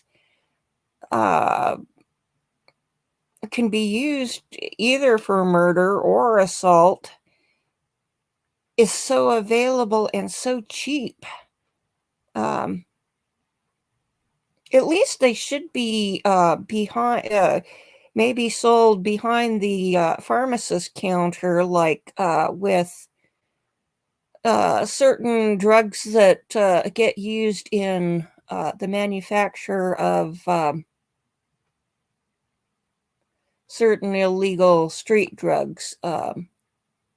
You don't need a prescription, but they keep tabs of the pills, and they keep tabs on who's buying them and restrict quantities.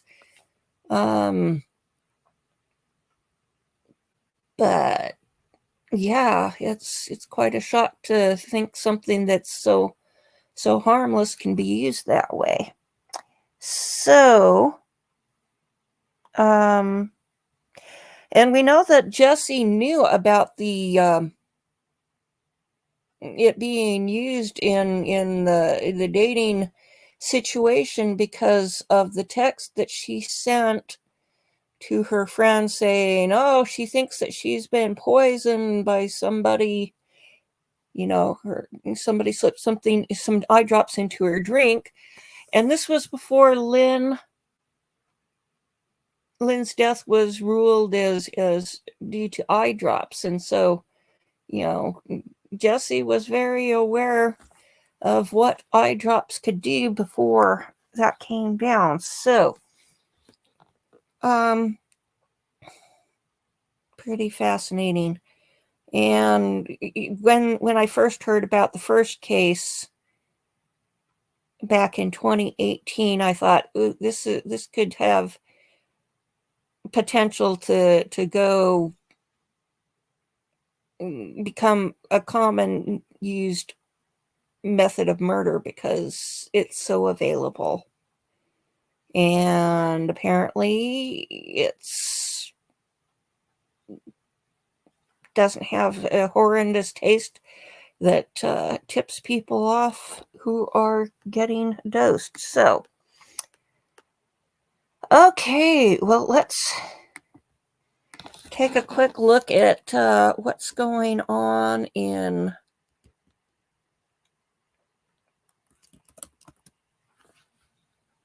the docket on the local cases. They didn't mention when the next James Brenner, if there's going to be a hearing now between now and the preliminary hearing, which is finally set for May 15th through 17th, if it needs to go that long. They said it would take 2 days, and they're going to start midday on the 15th. And of course, I'll go up for that. And it'll be interesting. Let's see. I don't remember them announcing a date for the next Corey Richens hearing. They announced a deadline for some filings in December. And there is no hearing date in the next 30 days. And Jared Lysick, we know, is the 29th of December. And I'll need to go down for that. The next case, I'm not sure. I think I need to take a few days to do some leaf cleanup in the yard. I definitely am going to cover Suitcase Sarah in December. So I'm looking for something that'll be shorter between now and then. And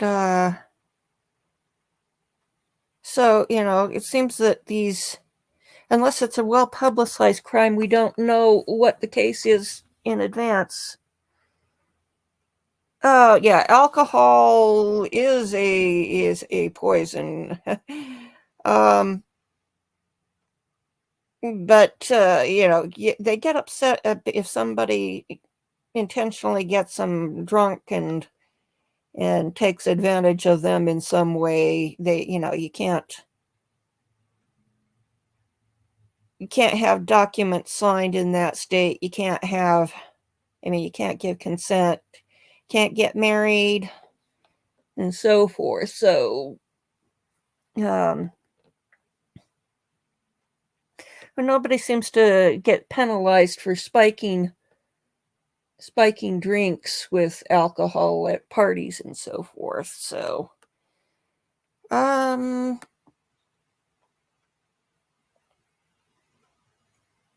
we'll see. I'll see if some interesting case comes up in the next few days. Yes, don't ever take a drink from somebody unless you saw it come straight from the can, or well, a bottle is questionable because the bottle, if it was already open, could have something already in it. But and I assume if you're at a bar, a bartender's probably reputable, but you never know. So, okay. Probably in a few days, I'll start looking for the next big trial. No, White Dove, you are absolutely correct. Banning eyedrops wouldn't cure greed and evil behavior, and there's nothing that you can't lock up every. You can ban guns. In the UK, you can't carry knives over a certain length and so forth. And you cannot physically do away with every means of murder. What are you going to do? Lock up people's hands next? So that they can't strangle somebody else or beat somebody to death? There's somebody who's really determined will always find a way. So,